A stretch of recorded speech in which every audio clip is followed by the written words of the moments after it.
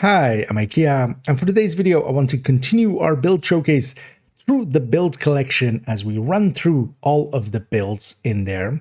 We've already done character 1, that was the previous video in this series, and now we're continuing on to character 2.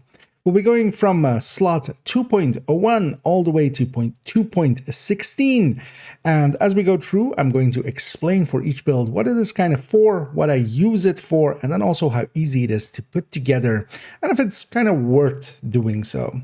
As all of the builds on the build collection are not created equal, some are more useful than others, and of course especially the recommended build list is definitely the place where I make sure that the recommendations are sincere. But in the collection, there's a bunch of stuff that is just to try stuff out or to have variation. So I find it is useful to once in a while, as we did last year as well, come through and just go build by build. So here we're going into character 2. Everything will be timestamped down below so you can jump around by using the timestamps. And let's go get started. And let's first start by introducing the build collection, which usually, if people know me, they know me either through the build collection or they very quickly learn of the build collection if they know my streams or my YouTube videos. As the build collection is a Google folder which contains a ton of build pictures, and these build pictures each represent a full build and also a loadout slot that I have in the game. It is effectively all of the builds that I have on my first account on the first 4 characters and then 1 character of my second account. And in there, I try to give effectively the whole build picture with all the stats and some recommendations and such for variations. So here in this video, we'll be going from 2.01 all the way to 2.16. And the way that the numbering works is effectively the character first. So the 2 is representing that as character 2. And then 0.01 to 0.01 is loadout slot 1 on them, 0.02 is loadout slot 2, and all the way to 16, of course, as we have 16 loadout slots in total. And yeah, that's a 1-to-1 representation as well. And that's also why it isn't following really any structure, at least it doesn't seem to, as yeah, there's builds basically from all around, although there is a little bit of a structure to it. As usually what I have is our very first build is kind of the signature build of that character, kind of the personality of that character for me, you know, in my own head, just lore-wise. But it follows a structure of mostly red builds, then we go for some yellow builds, then some red-yellow hybrids, some blue-red hybrids, and ending on some usually tankier builds towards the end. And that structure is here as well. But it doesn't per se, yeah, align too much as well. And sometimes we shift things up if I need to, just if that fits better for me. Here we'll be going over character 2, and yeah, of course, in the future we'll continue on.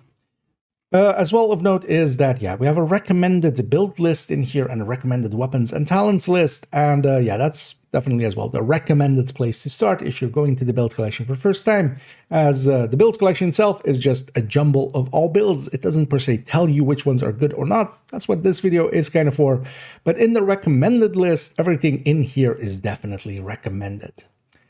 So yeah, let's go and start off with 2.01. And indeed here on 2.01, we start with Concentrated Company, which I'm going to abbreviate from here onwards to CoCo, as yeah, Concentrated Company.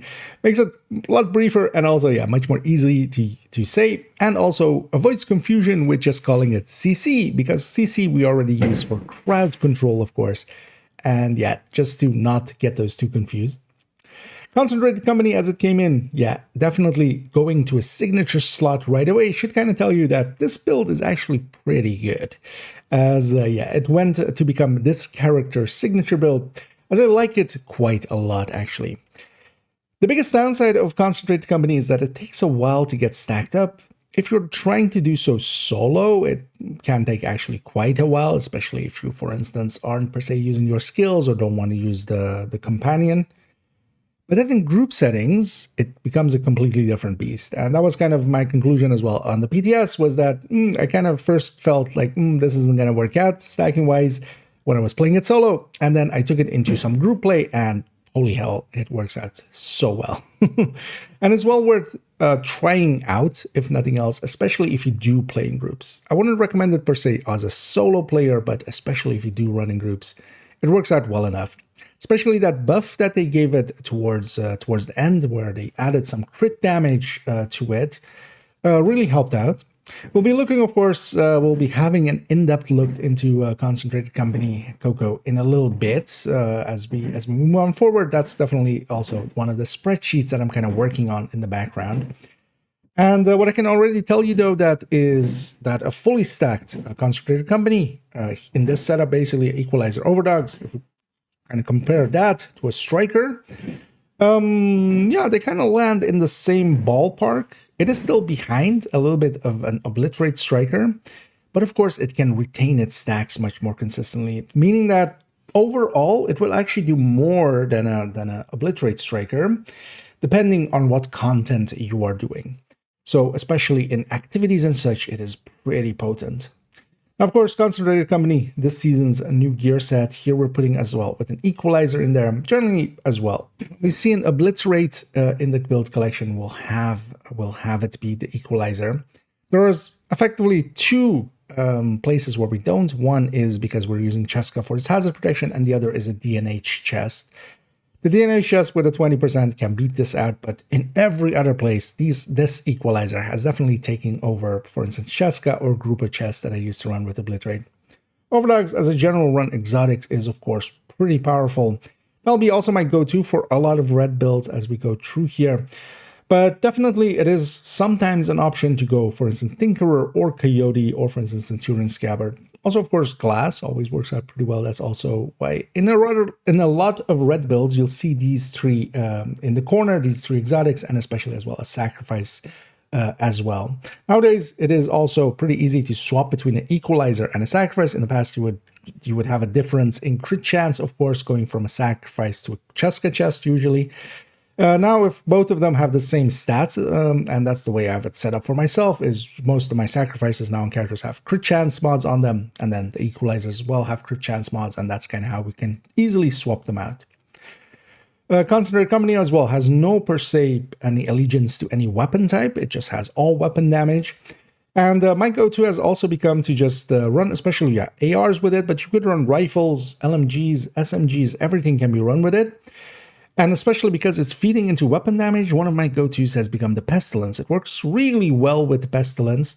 And the thing, though, you would want is to have a weapon to kind of stack up with. Once we reach into the 25 to the 30 stacks out of the 35 max, then the Pestilence becomes a really good choice. So I basically run this Lexington to kind of charge up, and then once we're charged up, I can either stay on that or go to the Pestilence. And that's definitely the way I would kind of set it up as well.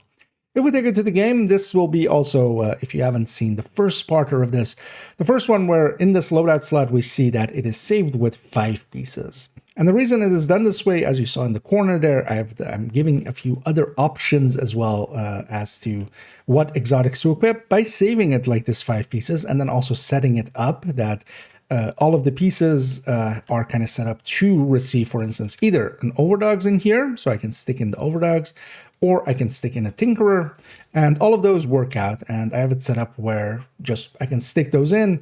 Of course, if I stick a Tinkerer in, I need to swap out the weapons. This needs to become 2 high-end weapons, but I have those at the ready as well. Here are FAMAS and Fall with Killer and Measure. That would be my go-to generally for that. Or I can stick in a Conqueror, an Coyote's Mask or such, of course. And that gives me some of the options. Because Tinkerer, for instance, is a really good replacement for Overdogs for the places that it doesn't work out that well. Or I can even, of course, forego having even an exotic and just by loading up a Concentrated Company and then going with 2-piece unit, just having a second piece unit, as I believe this character does have available on one of their slots.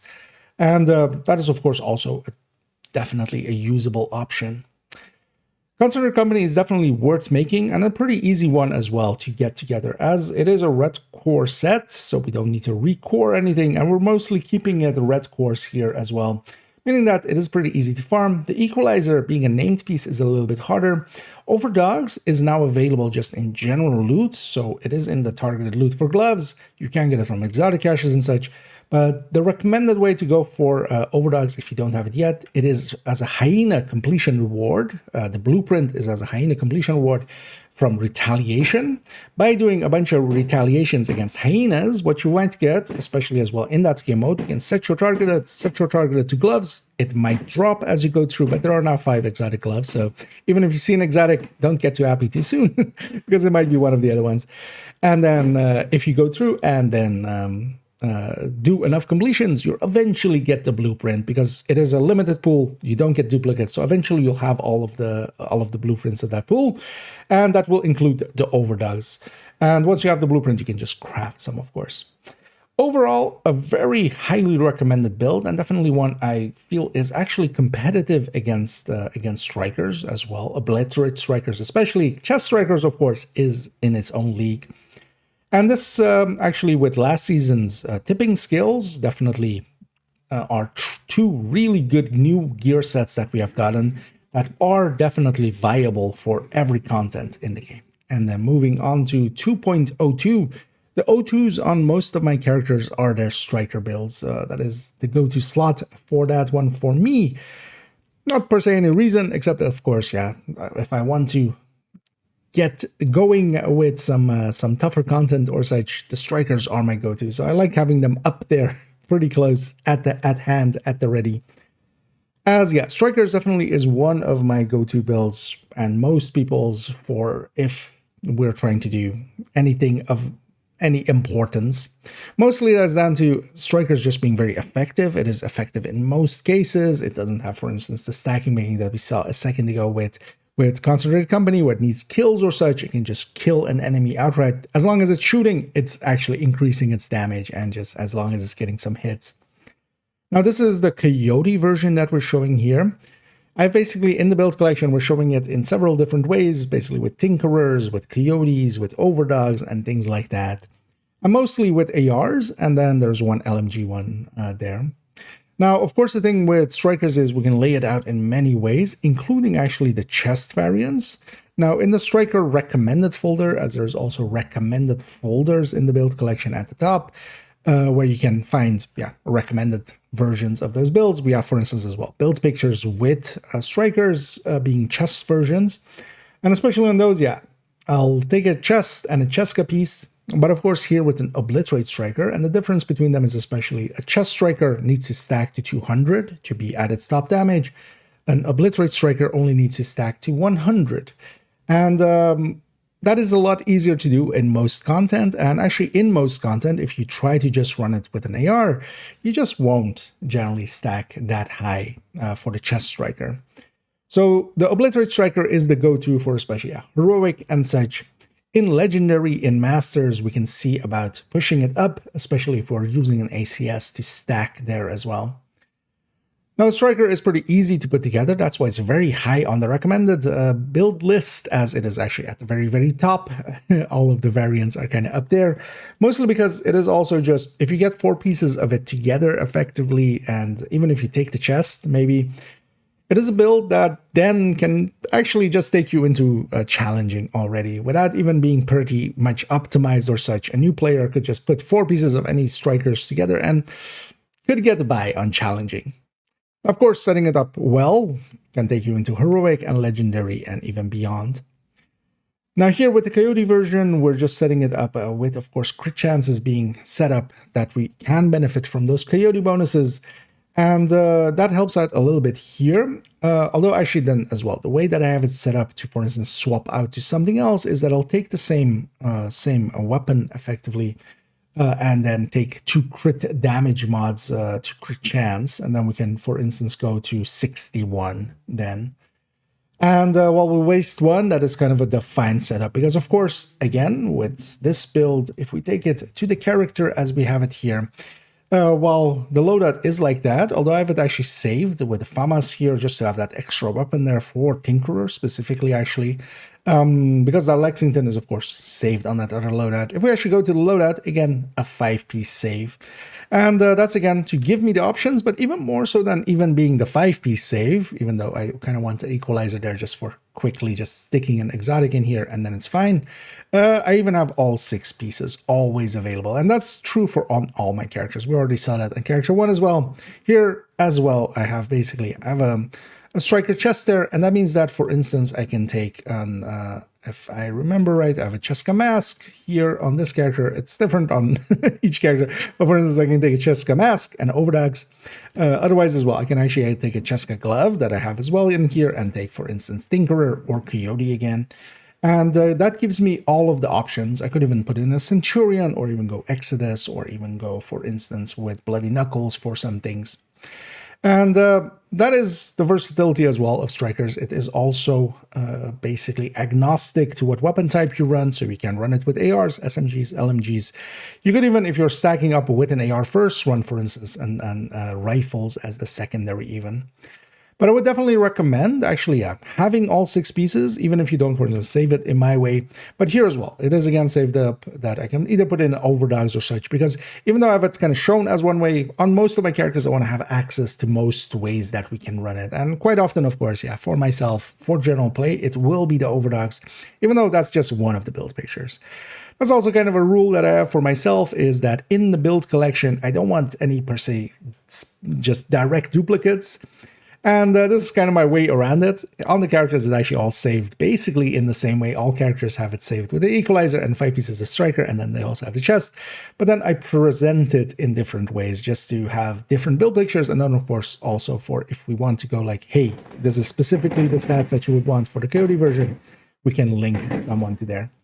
Strikers, of course, pretty easy to get together. It is a red core set, so we just find high enough weapon damages on it, put some stats alongside of it, especially taking high weapon damage, and then, for instance, giving yourself the option to flip around with some of these crit chances and crit damages opens up some options. But also don't be afraid to, for instance, take 2 blue cores. That works out perfectly fine for a striker, especially, for instance, solo or starting out. I generally, for solo play, would stick a Memento in here. But also for solo play, and we'll see that on character 3 or just with the tech tanks later on this character even, what I would actually do is stick in a Memento, stick 3 more blue cores, put in Technician, take a shield, take Artificer Hive, and make a tech tank. That's what I would do for solo play. Taking it much further than just a few blue cores, and actually what I feel is a much more competent build. Generally, these I will run at full red. These are my go-tos for in groups, and yeah, as we've said before as well, basically, when the going gets tough, the tough grab their strikers. Here, of course, Equalizer is also in the general loot pool, so you can farm for it. You'll get one from the season track as well. Coyote as well, for this season, actually, is in the journey caches, so you will get one from there. And yeah, you just can optimize that up as it comes always with the right stats. That is also something that, yeah, definitely for some of the exotics, it is somewhat harder to get. Overdogs, for instance, would be this season much harder to get than, for instance, Coyote, because you can get one from that journey caches that you can just get by completing some of the journeys. You'll get some of the journey build caches. In one of those, there is a Coyote. Tinkerer, of course, does require its own to do its mission, which is the manager mission, the Potomac mission, which is a climax mission. You can have a chance of it dropping on basically any difficulty with 7% on heroic, but then the first clear for a character on master will guarantee getting it. But overall, you want to give yourself all of those options, and then, yeah, we can play around with it in different ways. Definitely one of the top recommended builds, strikers, and yeah, I feel effectively every person should have one, if nothing else, just to have tried it out so you know what the top end builds are. And here we'll go to 2.03, a high-end spotter rifle build. Not a highly recommended one. In general, the high-end builds have been kind of, in most cases, kind of superseded by a lot of the gear sets for a long time already. Now, on character 1, we saw, for instance, a Pestilence build. That still has, to me, some value in different ways. We'll see a Glass Red later on, a Glass Vigilance Red. That has some values in its own way. This spotter rifle one, definitely not a higher recommended one. But I do like it just to play around with some rifles, even though I feel rifles actually have a much better home on, for instance, Umbra or Ongoing Directive, or even the newly introduced CoCo. But I do still like having this build, even though I quite often actually keep running it with the Sacrifice and Vigilance that I have in the corner here, and then swapping out basically these two chests and the backpack that we have here. Because what we have here is 3-piece Via, and that is that 30% weapon handling bonus. And that's definitely, if we're investing 2 pieces into it, and here also taking the Eagle's Grasp, that third piece isn't that expensive. But of course as well, yeah, we could, for instance, have the Sacrifice and the Gift there. Fox's Prayer, of course, making sense. And this is actually one of the, from a stats gaining perspective, one of the better ways to kind of set up a high end. The downside, though, is that rifles aren't very competitive nowadays, especially that second stat being just 17 crit damage really hurts them. Overall, an easy enough build to get together. This is also still using a Cheska chest, because here, of course, we're using Spotter. The reason we're using Spotter is that works out really well. Spotter and Glass work out really well for rifles because they're always on and they don't need to stack up. Because if we wanted to use Obliterate, even though nowadays, for instance, yeah, especially if you go with something like Salvo in there, although you would want Equalizer, and you wouldn't want Equalizer plus Salvo for rifles. But with Equalizer, for instance, having 5% rate of fire, we can kind of, with some of the faster firing rifles, we could get Obliterate going somewhat. But definitely, I like leaning towards more Spotter and towards Glass for rifles because they don't have that fire rate for Obliterate. Now, here as well, we're sticking, again, a Coyote in there and a rifle here. If we take it actually to the game to see the save, it is actually exactly as is. I have considered actually changing it up as well, where we have a 4th piece of Zvia, and likely I will actually do that in the future. And then we can, instead of the Coyote, also go Overdogs, because here as well is actually set up to go either Coyote or, of course, Tinkerer. That's also why those 2 weapons are there with the 2 talents that they have. Because if I do it like this, we can get a Flatline plus Killer going. And that's usually as well the 2 that I kind of play in between. But of course, having the option to go Overdogs as well would be nice. So I'm considering actually sticking a Zvia piece there, saving it with 4 pieces of Zvia at that point. But then, of course, yeah, we can trade in either, because I do have a Gift and a Sacrifice in my stash, so I can quickly enough grab them and slap them in here if we don't want to give up that weapon handling. But then as well, we can go Overdogs, because Overdogs, of course, yeah, in most cases, the better pick overall. But I don't mind this this Tinkerer variant at all. And of course, the Coyote is just an old reliable. Overall, I wouldn't per se recommend high-ends nowadays for high-end reds. There are still situations where some high-end reds can work out. So for instance, for Iron Horse, it is still usually the recommendation to go with a high-end there. Usually set up in somewhat different of a way, which is where we take either Sacrifice, but then for Morozova fight, you wouldn't want Sacrifice there, you would want Obliterate instead. But you set it up effectively, usually with Dodge City Holster with the Regulus, just to one-tap some enemies, and then the rest of the build is set up to kind of just deal some damage. And mostly that is done because of the stacking mechanics, especially on Striker. But also, actually, honestly, if we really think about it, nowadays, I think Umbra would outdo those. Even Ongoing Directive can generally outdo some of the red builds in a lot of situations. And that has definitely put high-ends in somewhat of a precarious place nowadays, where they're not per se worth it, but they're also not too horrible. I could do any heroic mission with this build and I would be perfectly fine. It would just be easier for me to do it with a Striker or with a Concentrated Company or with the Tipping Scales or with the Ongoing Directive or with many ahead of it. But I generally still keep a high-end around just to mess around with, and this makes for a just runnable enough high-end, and this is also why I'm setting it up this way without that Sacrifice and a Gift, because at least if we're running it with this 3-piece Via, that is a unique enough thing that we have here, where we have a little bit better weapon handling than we would have with some of the high-ends. Except that nowadays as well, Concentrated Company also has 30% weapon handling, so it kind of gets in that way. Overall, an easier enough build to get together, as all of these pieces are basically all red pieces. So yeah, we're not recording anything. We're not per se fiddling with things too much. You would need to get several Zvia pieces, but yeah, those wouldn't be too hard to get. This Cheska piece also not too hard. And then yeah, a red Fox's Prayer. The hardest part would be the Coyote, but again, Coyote is gettable from those journey caches, but also of course it is in the general loot pool, so you can get it from exotic caches or from targeted loot masks. The blueprint is also in retaliation and making it pretty easy to get through there. I do enjoy this as well with, for instance, yeah, especially with that sacrifice with, for instance, messing around with the Ravenous and such, because that does make for a good, decent enough build for the places where the Ravenous can be made to work. Not highly recommended, but definitely a stalwart build that I do keep around, and once in a while I pull out. And we'll continue on to 2.04. Here we have an FI set up to be a full healer, and in the general setup that we would see it in either incursion or raids, and this would be definitely the raid or incursion healer to go for in most cases. And what FI of course has is that it does have a damage bonus for the team as long as they are at full health. And just to be clear on that, yeah, it is when others, every person that is at full health, they'll see the buff appear on them. It's not the player themselves being at full, as I've seen some confusion recently about that. But yeah, FI is one of our two go-to full healers, the other being Measured Assembly. But FI is usually as well considered the better option, especially for good teams. What Measured Assembly has is effectiveness for some fights to make it a little bit more consistent and easier. But FI with its damage bonuses makes everything faster. And the way we have this set up is, of course, yeah, with 4 pieces of FI here with the chest that increases our bonuses for the total weapon damage that goes around when people are at full armor.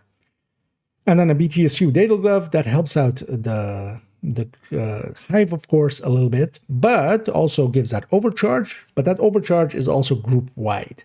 So when we deconstruct our Hive, we trigger what I usually call a supercharge, overcharging everybody in the team, and that includes both subgroups. And that is one of the most powerful things if used in coordinated teams.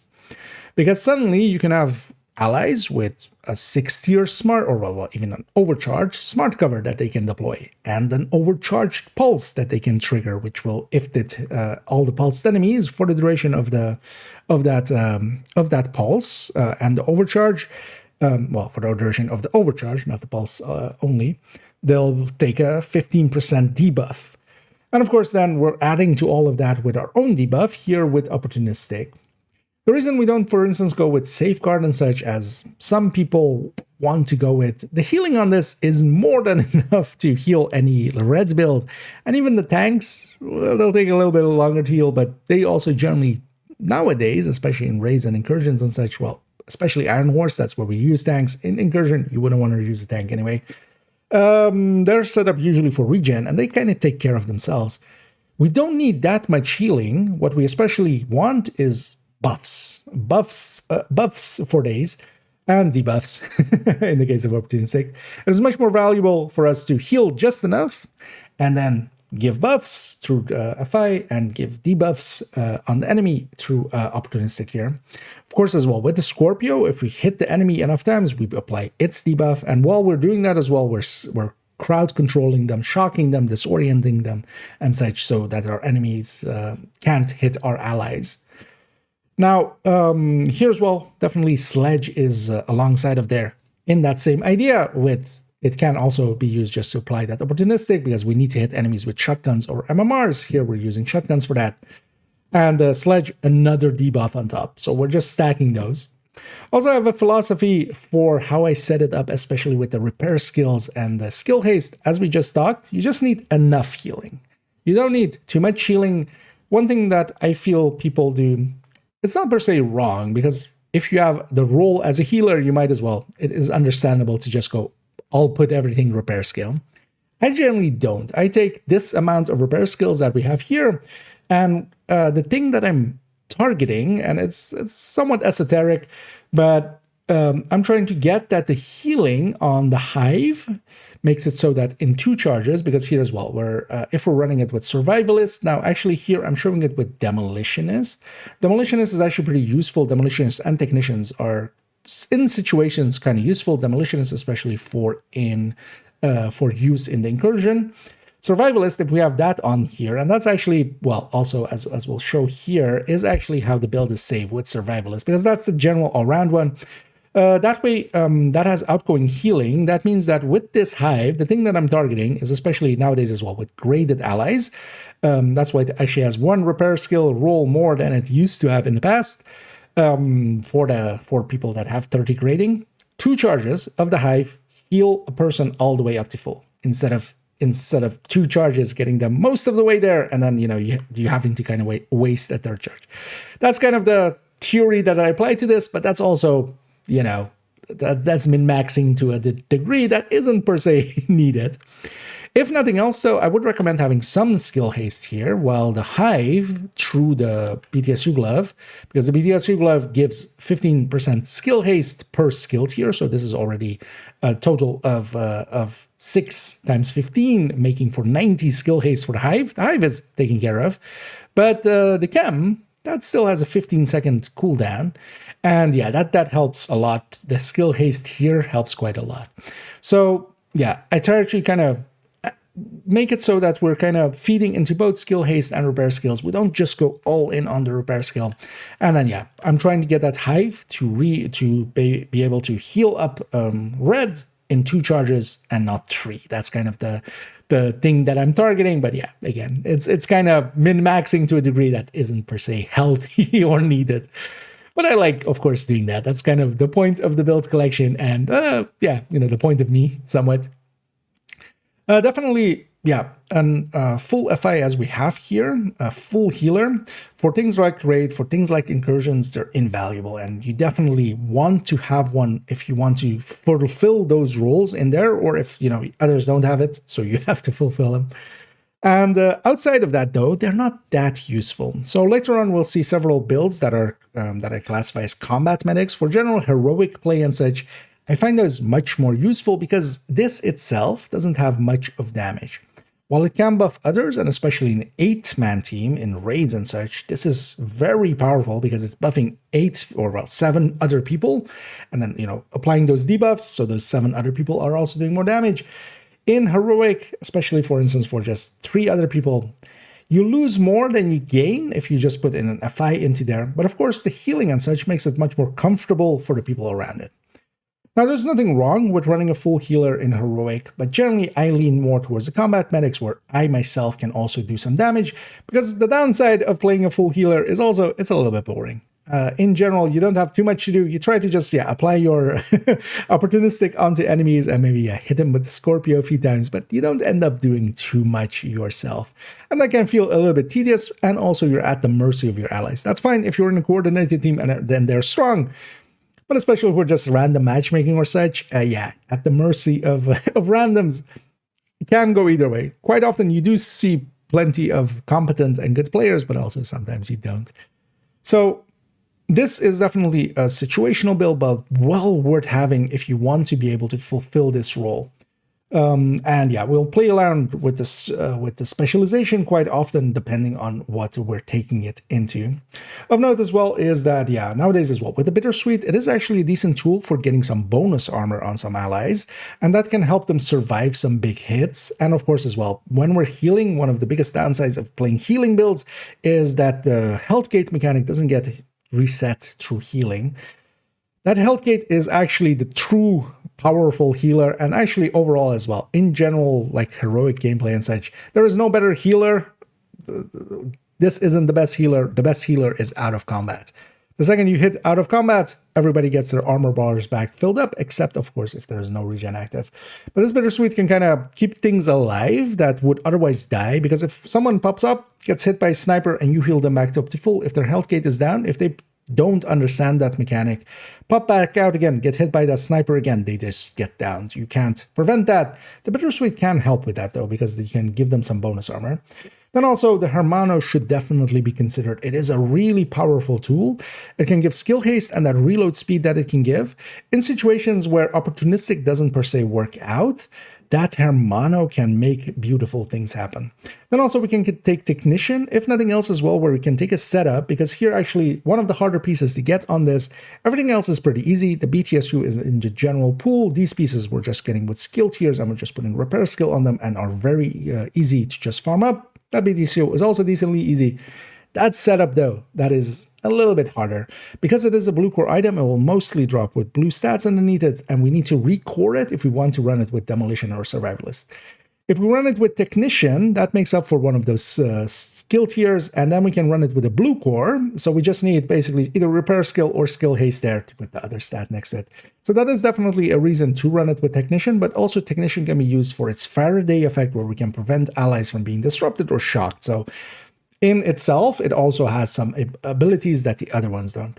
The reason also we go for Demolition is just to explain that. The Survivalist, of course, has outgoing healing. That helps quite a lot. The Flame Grenades are really great for getting Sledge going. And yeah, CCing through that. That Survivalist bonuses. Demolitionist, that 5% detox on allies, is very powerful. Running it on the healer means that everybody else can run, for instance, things like Firewall and such for the Striker Shield, and then things like other bonuses like that, or Gunner for themselves. And the Demolitionist is being applied to everybody doing damage. So that is the value there. As well, you'll get the immunity from damage explosions once in a while, making sure that you don't die as easily. Overall, a well worth build for having, and actually one of the next build showcases that I'm kind of planning is likely going to be on full healers, and will include this and the measured assembly. A highly recommended build if you're going into incursions or raids. Outside of that, if you're, for instance, going for heroic, it's worth trying out this as a full healer, but yeah, I quite lean towards combat medics for that. And here we go to 2.05, and this is, yeah, kind of as we saw using the backpacks of that 2.04 that we saw a second ago. And this one then, though, is an Eclipse, but not a Fire Eclipse or a regular Foam Eclipse. This is a hazard-protected Foam Eclipse. This one is especially set up for Countdown, that is its main use, but actually it comes into play in other places as well, where we use it, for instance, in Floor 100, where this can, of course, not get disrupted by the hunters and then foam them in place for other people to mow down.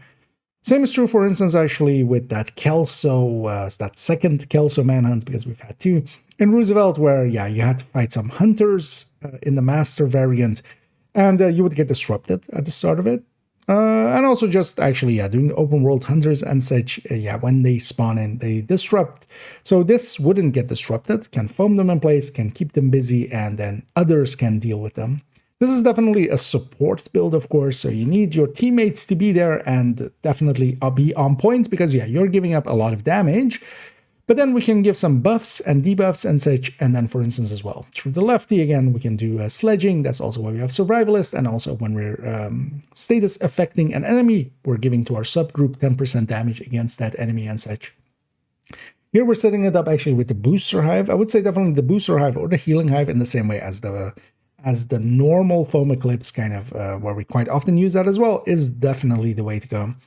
And we're using that again with the BTSU gloves here to give us the option to do a supercharge. Of course, in certain situations like the Floor 100 Hunters, when we do that supercharge and then people afterwards put out, for instance, instead of a 0-tier smart cover on a red build, they put out an overcharged smart cover, that improves their damage, of course, substantially. One thing of note here is, for instance, if we're running it in Countdown, and this is again why I have those multiple backpacks, is that if Creeping Death, for instance, as a general use, of course, really powerful, it spreads the foam around when it hits the first enemy, making it so that a lot more is foamed even before people start killing our enemies, and then, of course, the effects of Eclipse come in and spread it around even more. But on those first hunters in Countdown, there is just, of course, the one enemy. Creeping Death doesn't do much. There's nothing to spread to.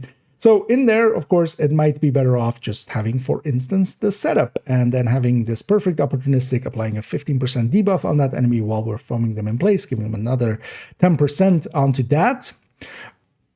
Definitely as well, actually, we'll take the moment here to say that when we add, or well, when we have multiple bonuses like that, don't add them together, because I quite often hear people go like, oh, we have 15% from opportunistic, and then we have 10% from this damage to status affected enemies. So we're giving our team a 25% buff, effectively. No, you just took two separate multipliers and added them together, instead of, you know, the thing that most people would say of like them being multiplicative. And definitely they are multiplicative to each other. Yeah, you just added them together. You made a big mistake doing that. They, of course, multiply against each other, so it's a much bigger bonus as well. So you're kind of actually underselling it even. But yeah, that tangent aside, we'll go actually into the game here where we see that I actually have it saved with the setup. And again, as I said, I use this quite often in Countdown. I like it quite a lot for that. It can be very powerful, especially during extraction and such. And that's also, we can, for instance, even with that overcharge, reset everybody's hives just before extraction, giving them a chance again. Now, at the start of it, yeah, I want to have setup, and then, yeah, I have the other backpacks in here. We have a Hermano, we even have a Lavoisier for perfect galvanize, which is bonus armor. Now, in the case of this build, it doesn't have much armor, so we're not giving that much bonus armor to allies, but just for messing around, it's still in their inventory. We have creeping that, and then also we have, of course, a setup that is equipped. Having the options here is really potent because also, for instance, this Hermano is actually really strong. That perfect overclock is, with its 30% reload speed, really strong. And also that cooldown helps quite a lot. Because, of course, we don't have that much in the form of skill haste or, for instance, in the cases of here, of status effect. Now, that is kind of fine because, yeah, we are giving up a lot of that status effect, but then we can at least apply our statuses. A disrupted Eclipse with all of that status effect and skill haste that can't use its skills is a lot less useful than this one that can use its skills, even though they are weaker then, of course.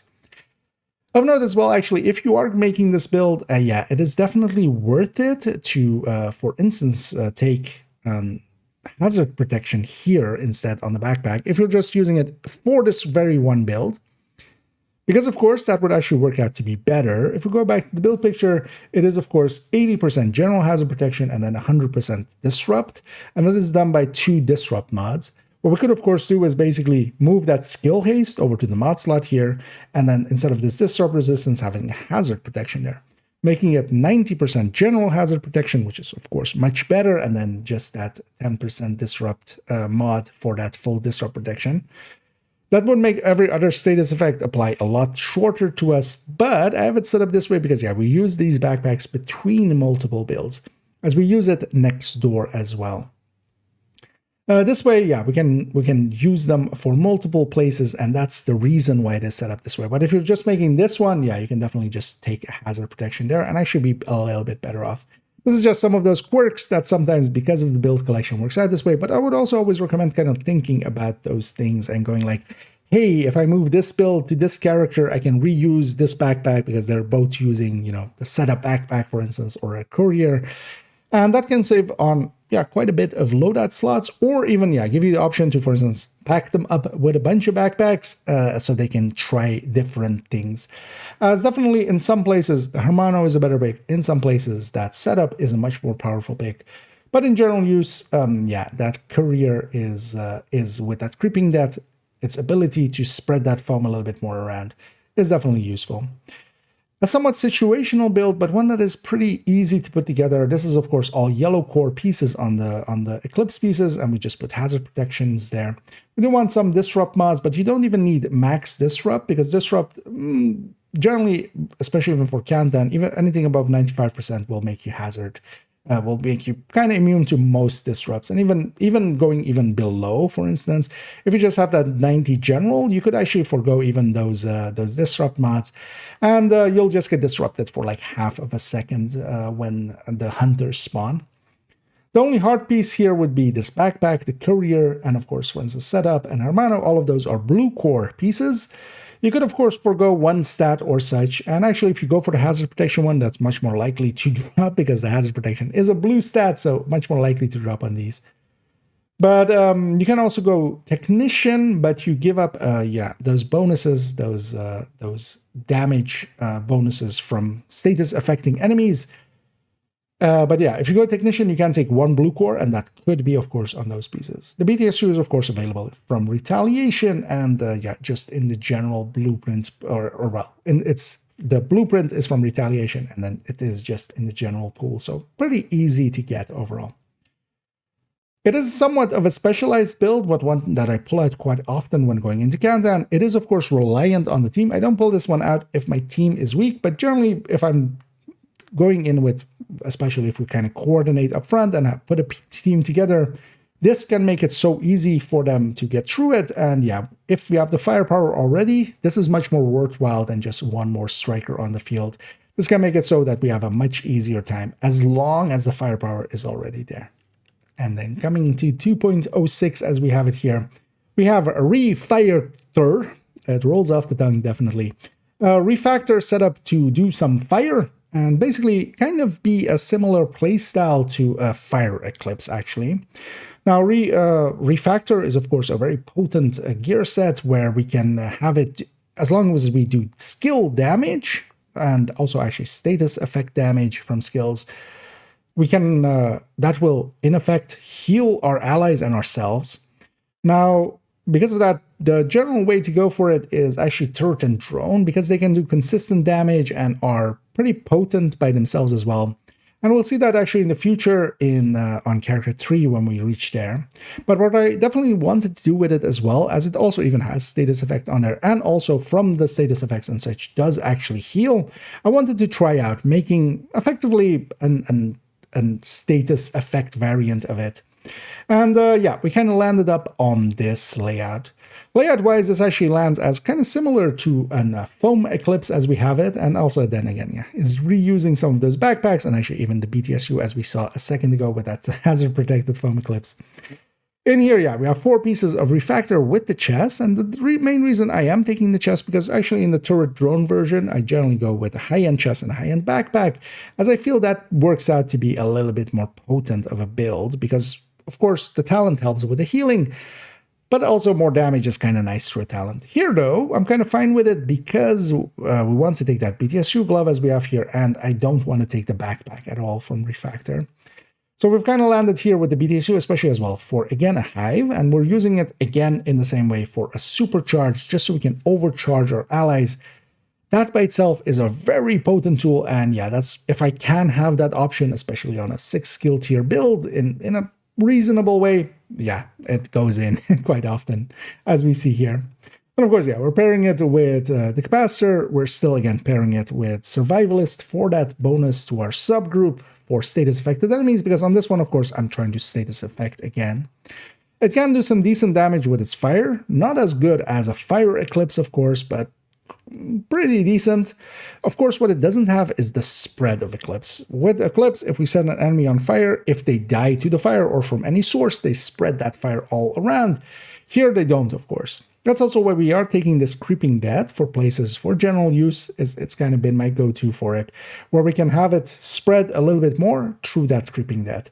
But of course, again, the reason we kind of had it, or have those other backpacks, and then also have the backpack saved with that other build without that hazard protection there, is so we can intermix these backpacks. If we actually take it into the game, we see, first of all, that it is saved as a 5-piece, as I have it here in the loadout slot. Now, in the end, I end up just always using the BTSU, but this was the original idea of like, let's see maybe with the Vial, or maybe some of the other exotics as well. In the end, I kind of decided that actually only really the BTSU really works out here, because the Vial, it doesn't add enough for it to be worth it. But then, yeah, we have the backpack options again in that same way as we had next door, because yeah, I can take that Creeping Death, that can help the fire spread. One important note is that actually if any fire spread through this talent doesn't count for the healing of Refactor, because it is spread through a talent. So the initial explosion of the fire cam, that will do its damage, that will heal allies and myself. The fire, that initial explosion, or anybody caught in that set on fire, all of that will heal my allies and myself. But if it spreads through Creeping Death, from that point it is a talent that it spread them, and that does not heal our allies. But that's still fine, because that still spreads it, and as long as I've hit an enemy, I'll actually usually heal up my allies to full anyway. But that does open up some options. So for instance, here as well, we can go with Perfect Overclock again. We wouldn't take Lavoisier at all, but we could again as well take Perfectly Opportunistic for that extra damage debuff on the allies, for the allies. Now, quite often I do end up running it actually with this Perfectly Opportunistic, as I find myself using this build quite often actually for bounty cheesing, because we have a lot of options here that we can basically do 2 roles. We can both keep the enemy kind of in place, set them on fire, and then also, for instance, yeah, with the Stinger Hive do some damage if they come out a little bit, but also, yeah, kind of keeping them in place. and then also do some healing alongside of it, kind of filling 2 roles in one go, especially in seasons with no regen, a pretty decent usage for it. It is, of course, not as good as either of those things separately by themselves, but just being able to combine that in one person so we don't have to give up basically 2 players to do those roles does work out, and I've actually quite enjoyed this setup. From the perspective of putting it together, it isn't too hard. Again, that backpack is actually the harder part to get. We could also, again, go Technician just to get that, have that blue core still be there on all of these pieces, because again, all of these backpacks normally come with a blue core. We have to record them. That means that we need to find them with the right stats on them. These aren't per se super unicorns or such because they come with a fixed talent anyway.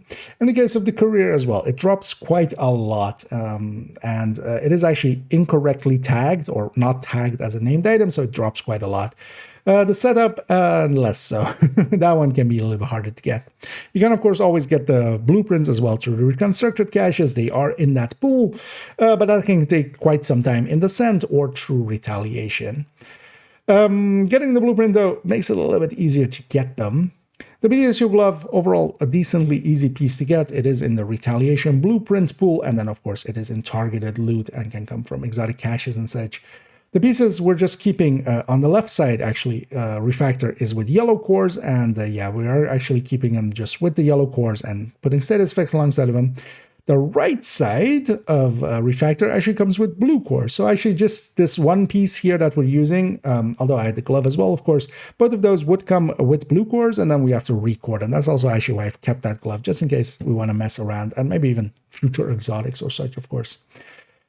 Overall, a build worth considering, especially if you've played around with Eclipse quite a bit. This one can't be as easy to use actually as Eclipse itself. You definitely need to catch the enemies as they spawn, because if you let them kind of get out, that spread of Eclipse isn't there to, for instance, just set one enemy on fire and, you know, your allies will shoot them and it spreads.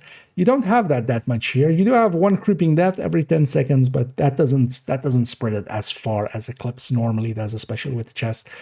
So for especially experienced Eclipse players, one worth considering, because yeah, definitely the healing is very much appreciated by your teammates, and yeah, you do give up, of course, the spread and such of Eclipse, but then what you gain here is the healing, and that can be actually pretty potent.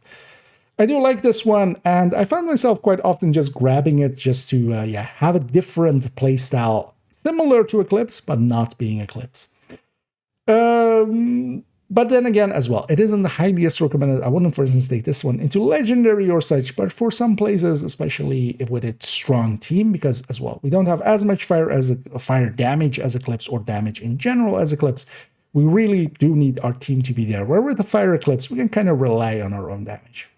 Worth considering, especially for the experienced Eclipse players. And let's take it to 2.07.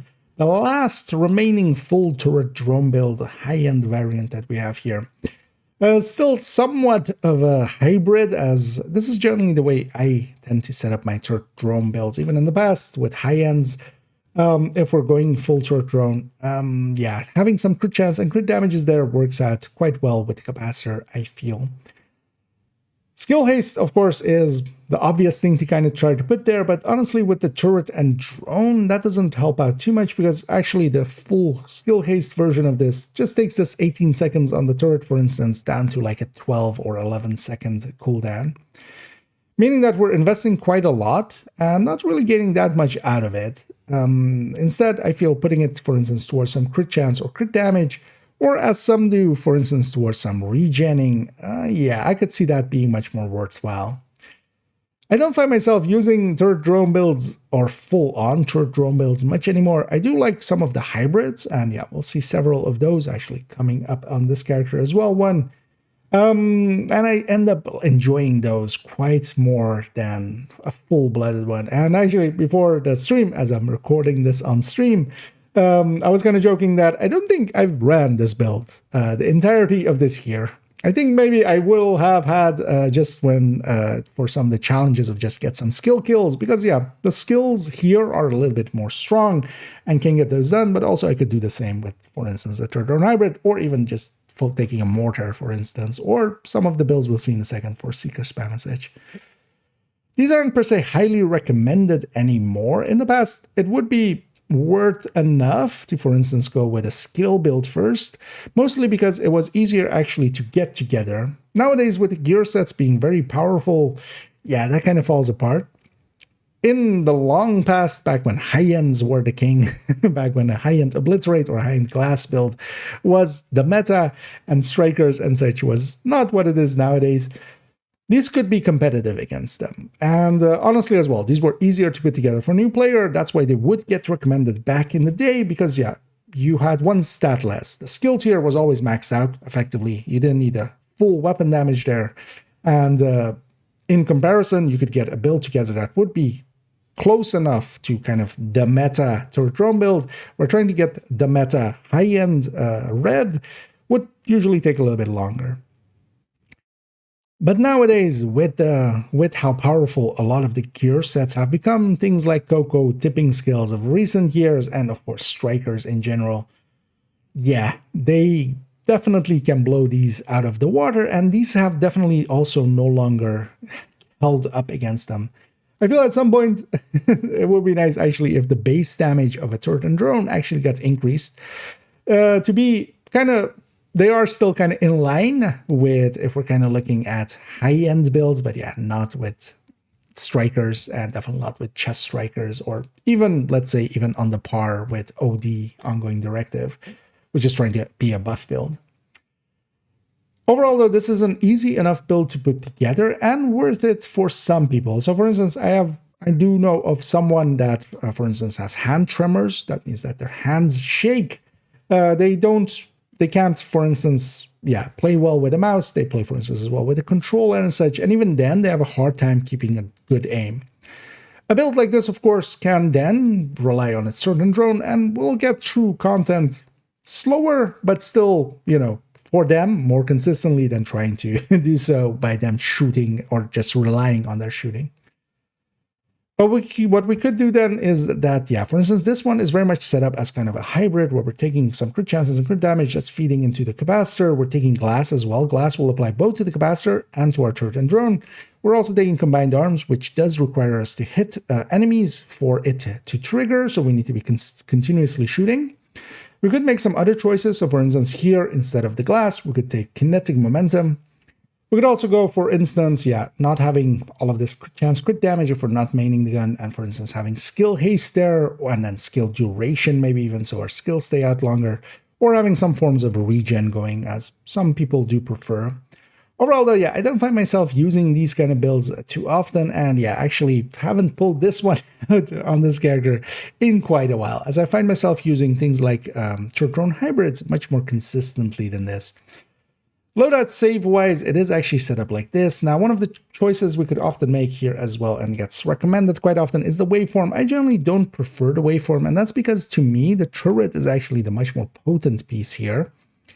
And I don't want the bonus to kind of go to the drone, which will quite often be dead. The drone is kind of more of a distraction. It does deal a decent amount of damage, but it's basically doing 2/3 the damage that the turret does, and the turret can hit more consistently, especially if well placed.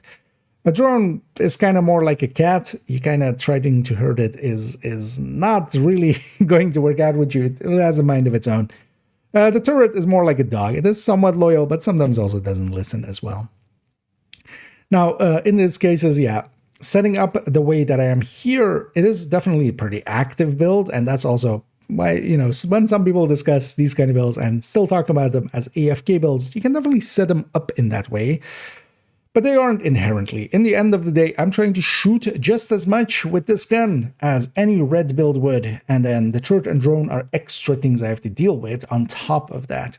And especially, they do benefit a little bit from micromanaging, as the drone will, after it's done with its target, come all the way back to you, and then maybe if something's shooting at you, go back out again if you just leave it be.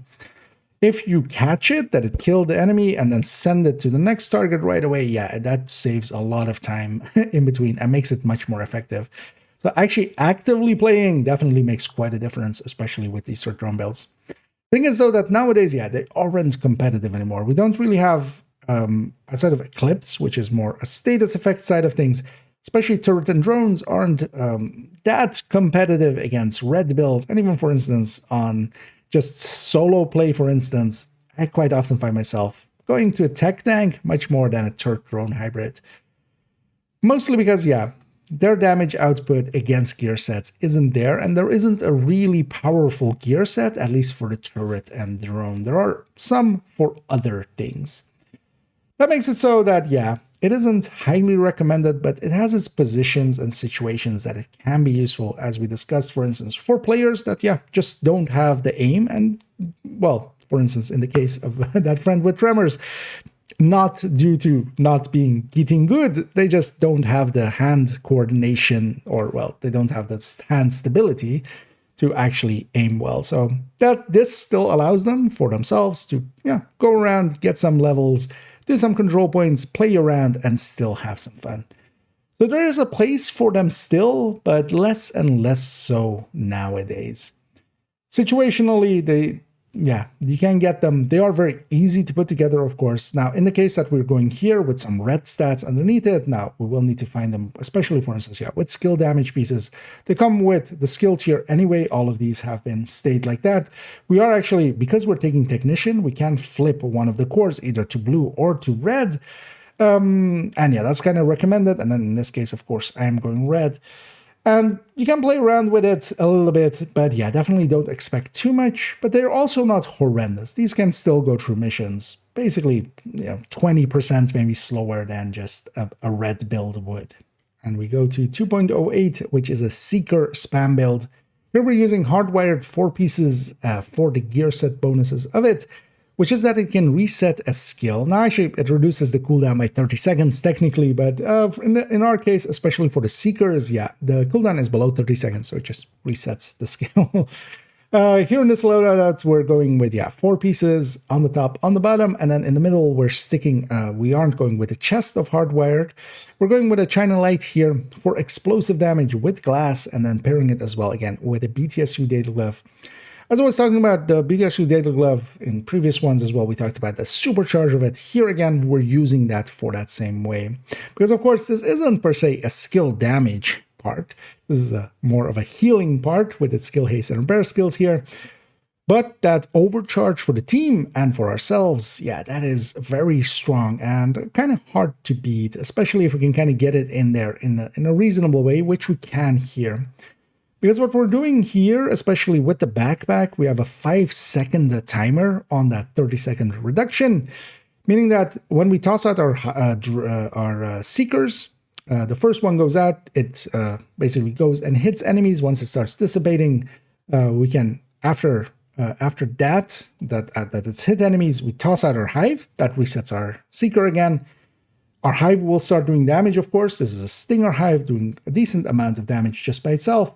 We send out a second Seeker. What we could do at that point as well, once this Seeker, that second Seeker hit, we can even overcharge and supercharge effectively with our Stinger Hive, helping our entire team as well, but also for ourselves, resetting this even without without the hardwired up, but giving it an overcharge as well, sending out an overcharged one.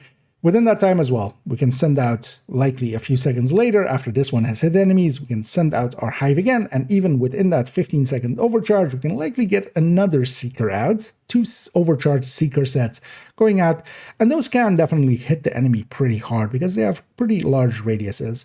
And after that, we're kind of on a rotation in the way that a lot of MMOs and such have, where, yeah, you have that damage rotation that you try to hit your talents in.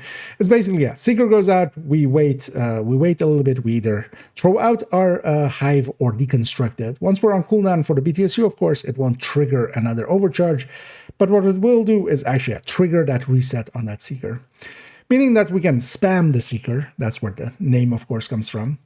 The big downside of Seekers is, of course, they don't have a large radius nowadays anymore. They used to be the big meta, actually, in year 1, way in the past. They aren't anymore, mostly because they don't track as well as they used to, and also the radiuses on them are quite reduced, meaning that enemies generally jump out of them. But even when they do, so for instance, if I'm running this, I wouldn't run this solo. This is, again, one of those group support builds, kind of. Because of the BTSU as well, we can overcharge our allies and such. And then the Seeker can get enemies just out of cover. That's all by itself already valuable, because once they jump out of cover, they're in the floodlights for our allies to just burn them down. That by itself has value, and if they don't, then they get hit by this. Now, one way we can set this one up as well is actually, as I showed in the build showcase as we went over it, and one that I want to maybe revisit in the future, because definitely since then it has been changed, and yeah, that backpack especially went from 10 seconds to 5 seconds, but that has been a while ago, and this build has been the same for a long while. But yeah, we can also go, for instance, with repair skill here instead of skill haste, because we don't per se need that skill haste. It does help out a little bit to be more consistent, so we can get that under 30 seconds. But even without that, we can actually make it work pretty well. And then take repair skills and take a repair hive. And then, of course, we are healing and then dealing some damage with our seekers. That way as well, actually, it can be, for instance, a kind of the healing damage hybrid that works out decently well. If we take it into the game, these are definitely easy pieces to get because, yeah, they come with a yellow core. We just put the skill damage next to them. Some of these mods, and then we have, of course, the BTSU gloves. The BTSU gloves, as we explained several times already, are in the general loot pool. So yeah, you can target loot for gloves. There are 5 gloves nowadays, so when you see an exotic, well, at least 2 of them are pretty good, the Overdogs and the BTSU. Some of the others, Bloody is okay. The other, well, Exodus is also okay. Only Rugged is really actually, yeah, not a prize, but but yeah, you might not see the right one. The blueprint is, of course, also in the retaliation pool, so you can get it from there. This China Light chest, yeah, definitely not hard to get because it comes with a yellow core, so we just need one of the right stats, or preferably as well. You want to get both stats so we can have it be that we can set this talent to what we want, so we can retalent it as needed. But finding one with skill haste, skill damage, it wouldn't be too hard, and if you find one with glass cannon, you can just put the right stat there.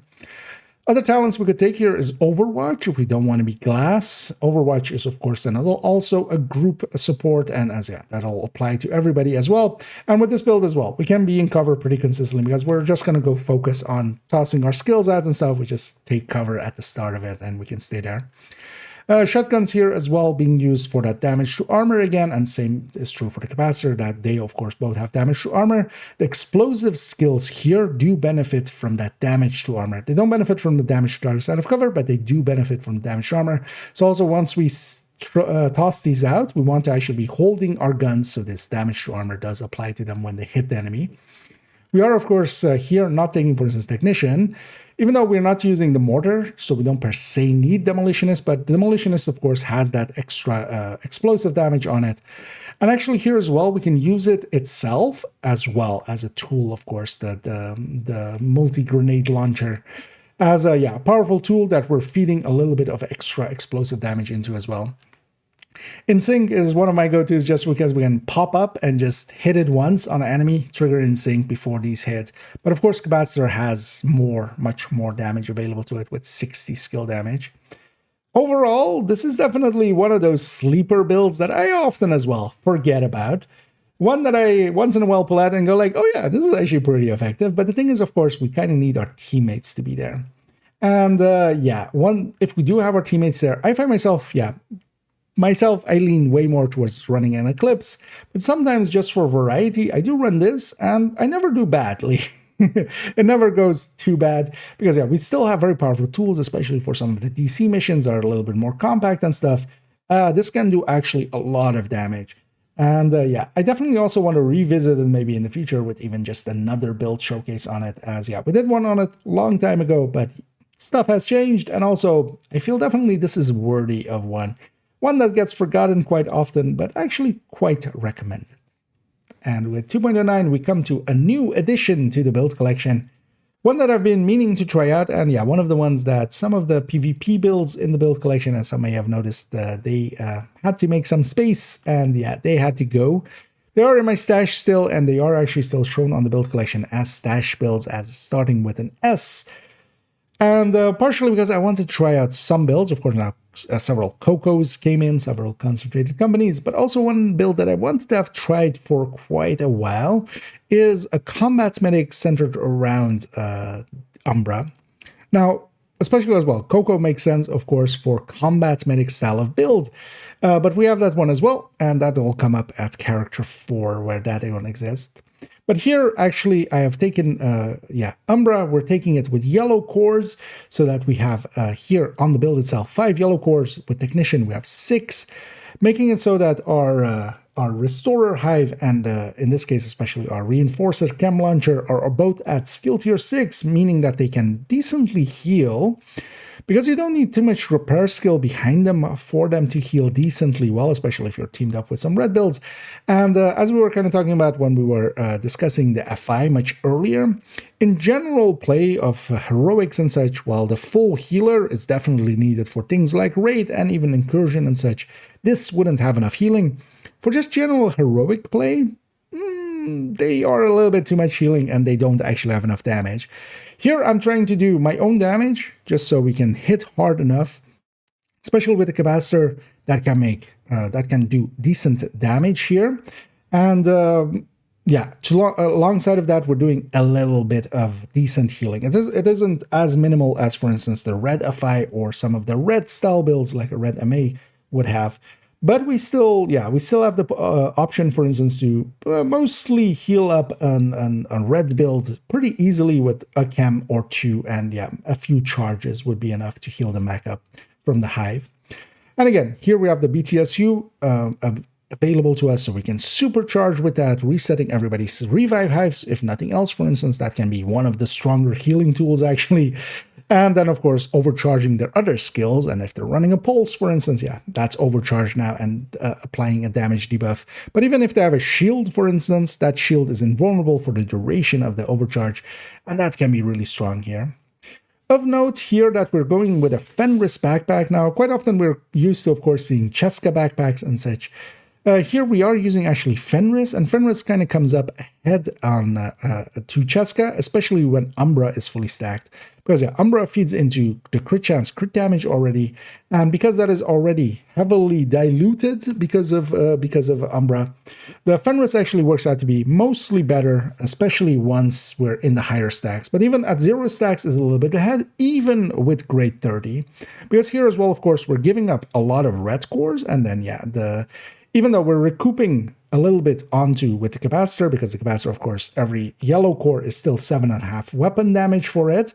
That's still quite a bit less weapon damage than, of course, one of those builds, or a full red build, where, Cheska can be competitive with the Fenris, but here the Fenris is definitely ahead, especially as well against Unit, because here as well, Unit would be competing against the 40% rate of fire we get at full stacks here as well.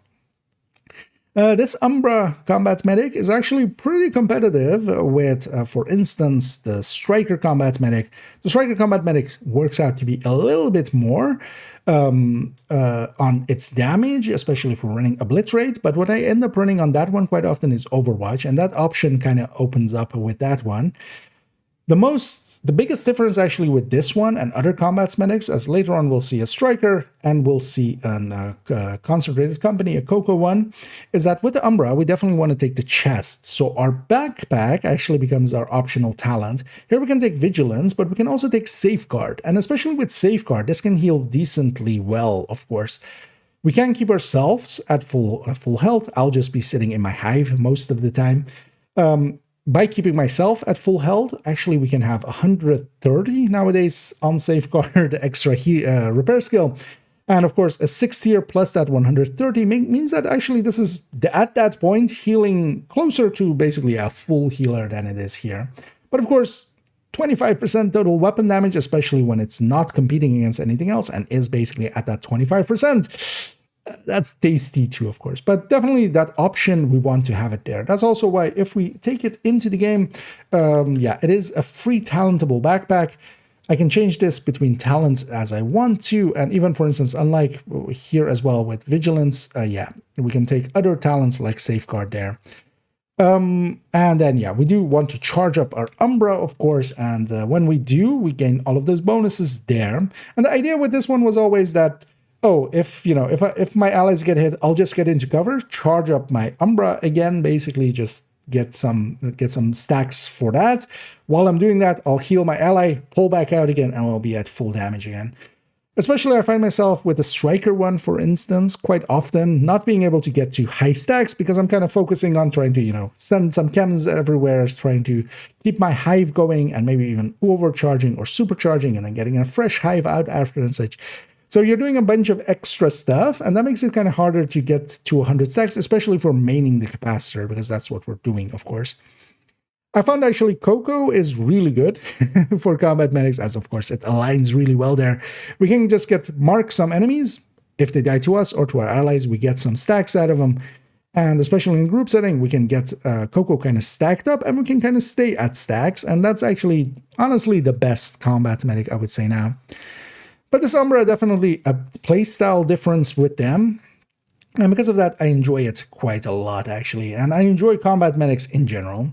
They work a little bit better in seasons with no regen, because especially offsetting no regen with some form of healing, which these can be, without giving up too much damage, because I can still deal a decent amount of damage on this, or the striker, or the combat, or the CoCo combat medic. And we don't give up the full abilities of doing damage just to heal. We just heal enough to kind of offset no regen. Now, of course, from putting it together, all of these combat medics, and actually all of the hybrids with the gear sets, especially that are based on a red cord gear set, yeah, we need to find pieces that have already crit chance or crit damage on them so we can record them to that skill tier. That can be very expensive, making them not per se that friendly for newer players, because it'll always, for instance, here I have one piece that I did find with max crit damage, but the rest has some optimizations going and such, making it harder to farm and then also a little bit costly to get going. A Furnace backpack is of course not too hard to get, and the BTSU again available from targeted loot. Of note as well, actually, we should say the capacitor is also pretty easy to get, because the capacitor is available from the summit. Your very first one from the summit, you can get it for just doing 5 challenges, which could be just 10 minutes of work effectively. That is actually not per character as some other things are. It is once per account. So yeah, once you get one from there, yeah, be mindful of keeping it favorited and keeping it around, because yeah, it is a well worth using tool. One of the things as well that the combat medics have gained in recent times is actually going, for instance, just with the hive, I can also take smart cover alongside of it. And of course here, this is a 6-tier smart cover that we can even overcharge as well. That is actually a really strong tool and has made it so that I've been, leaning towards going combat medics quite often, much more often than in the past, especially for a season like this season where we have fragile armor instead of no regen, where, the healing doesn't help that much if people are still getting armor broken and getting those fragile armors on them. That, we can't do anything about that with this build. No regen is much more the modifier that we would want to go for, but I still find myself actually leaning quite a lot towards playing these builds.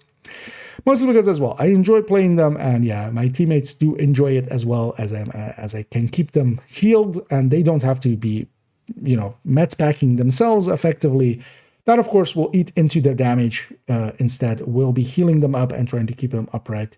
And of course, overcharging here and there. These are actually very potent builds, and definitely as well, one that, not in the distant future, I want to revisit combat medics as a build showcase.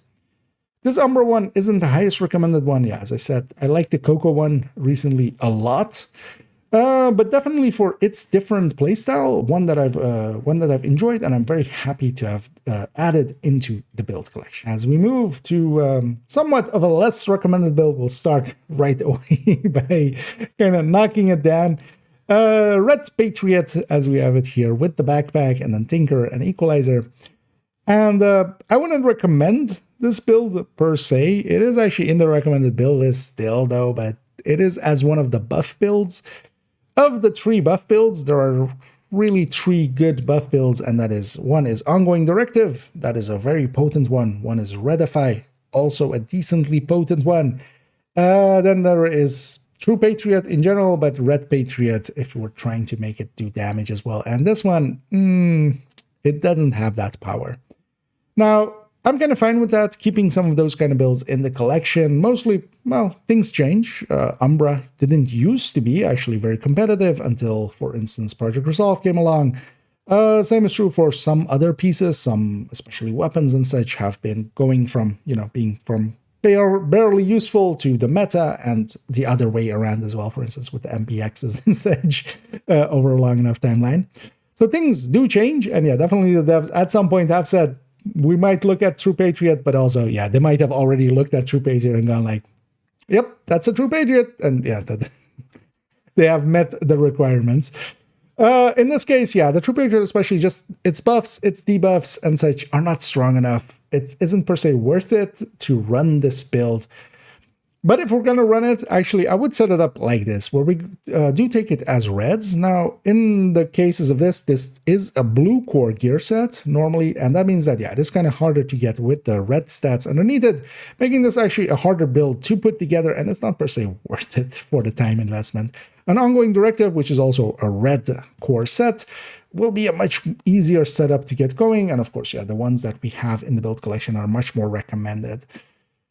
But if we're making one, and if we want to make one just for the pretty explosions, as yeah, definitely around the new year, I'll actually run this build around midnight on going into the new year. We'll just run this build just to make some explosions happen. Is that worthy of a whole build? Not per se, but RedPatriot has been in the build collection for always, effectively, because I've always had one just to mess around with and just to, know as well. Because a build, good or bad, you don't know until you've ran it, and I've done that with basically any gear set, and some of the ones you won't see actually in the collection, which would actually be more potent than this, like Virtuoso or Breaking Point. I found that, yeah, I didn't find any use per se for them, so we got rid of them at some point. RedPatriot has remained. Don't ask me why. I could not give you an honest answer. But mostly as well, in the same way as, for instance, that I have purple builds, yeah, I'm kind of okay with keeping this just for the pretty explosions. One thing that I definitely enjoy having on this is an LMG. We get, of course, that mag size increases, and then especially as well, here what I'm doing is taking Tinkerer and then a Killer plus Frenzy. Of course, we're kind of feeding at least into a talent that will be buffed a little bit by being that extra mag size. And that's kind of how I have ran this. I definitely wouldn't per se recommend it. It isn't enough of a good buffer, especially if compared to OD in just general play, but a little bit enjoyable for its usages. Now, yeah, again, it is a blue core set, so yeah, it is somewhat harder to farm up here as well. We are using the Tinkerer. The Tinkerer comes from the Master mission, or well, from the Climax mission, the Manager, which is the Potomac mission that you have to toggle to. On difficulties below Master, it has a chance to drop, and even at Master it has a chance to drop.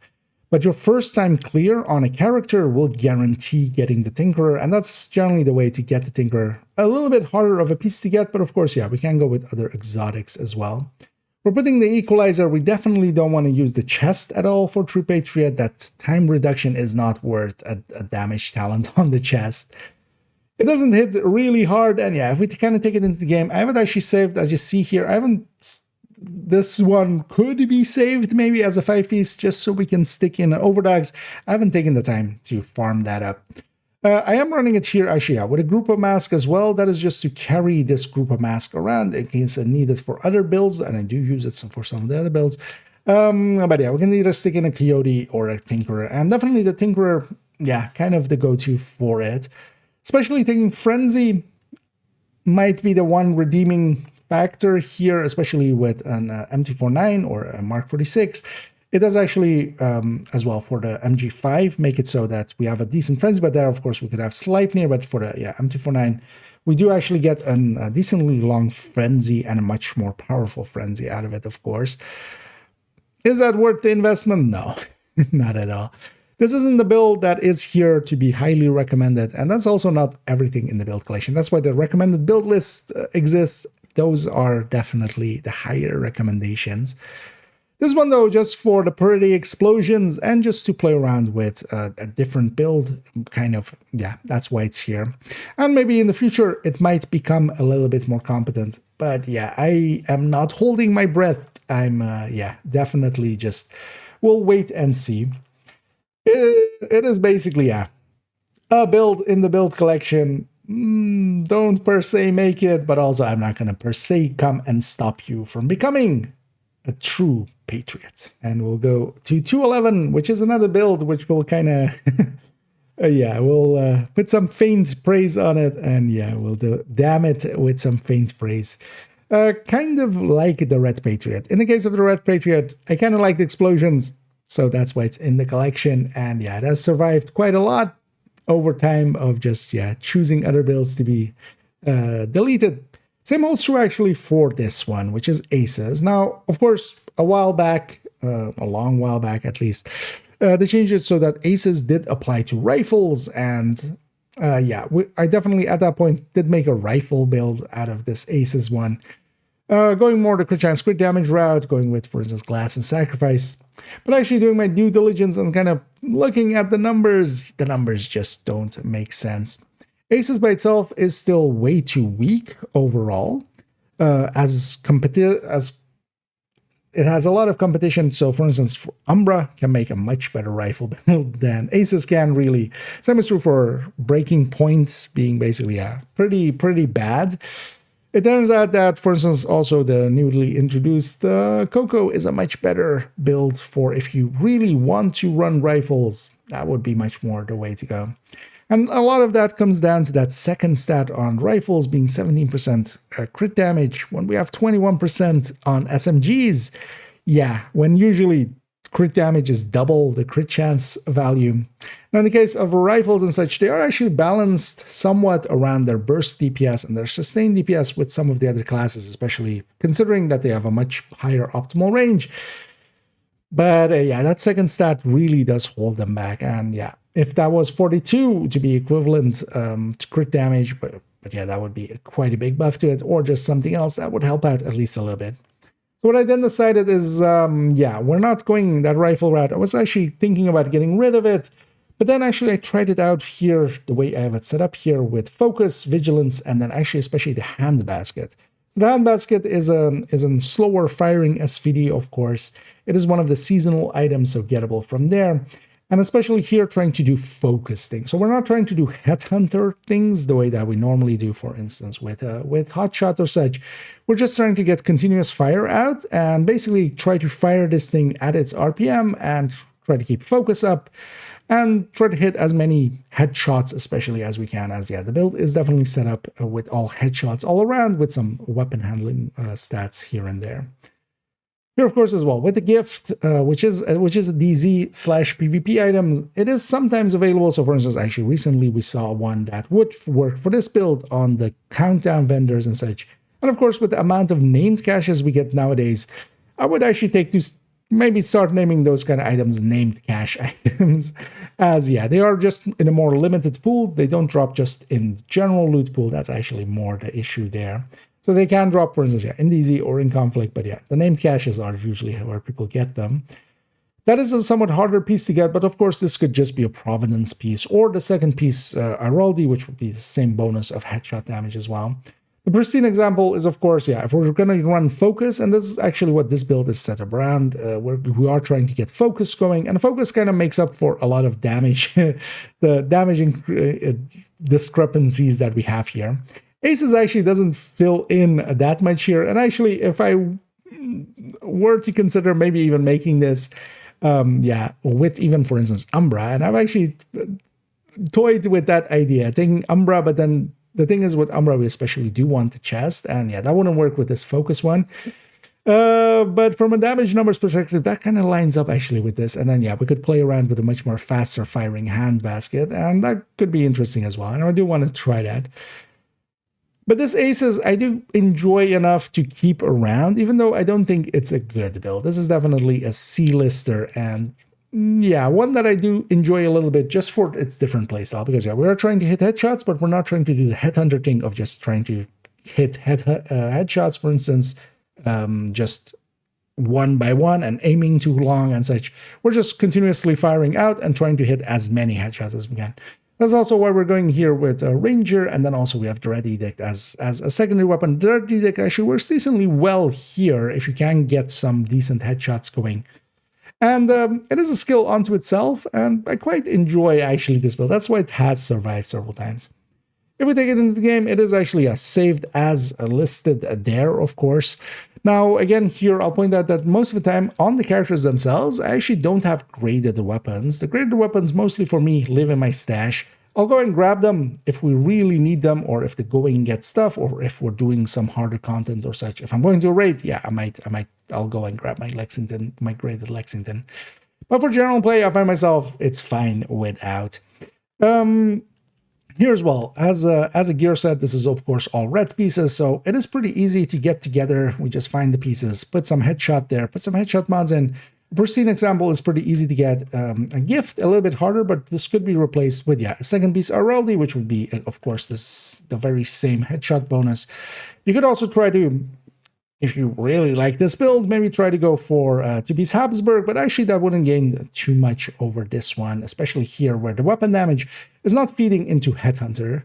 Of course, we could make a Headhunter version of this, but I kind of like this as a shooty build. This is kind of a headhunty shooty build, and that makes it, or well, we're not headhunting, we're just, we're still trying to hit heads, but we're just trying to do so at a decent fire rate.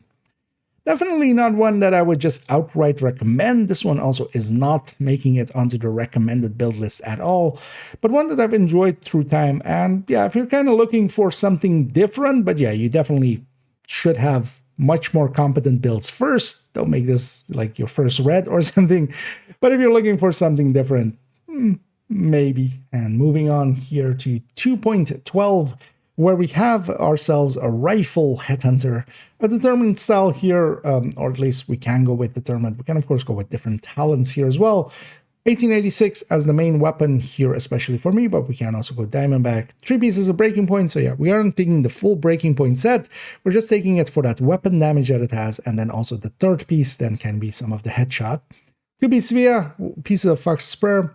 Of course, the thing is, with headhunting builds, we're mostly going for especially stacking weapon damage. That is, of course, what scales up the headhunting by a lot. Total weapon damage as well. That's why we do have, for instance, the backpack here. DTOC can help us a lot as well with the first shot.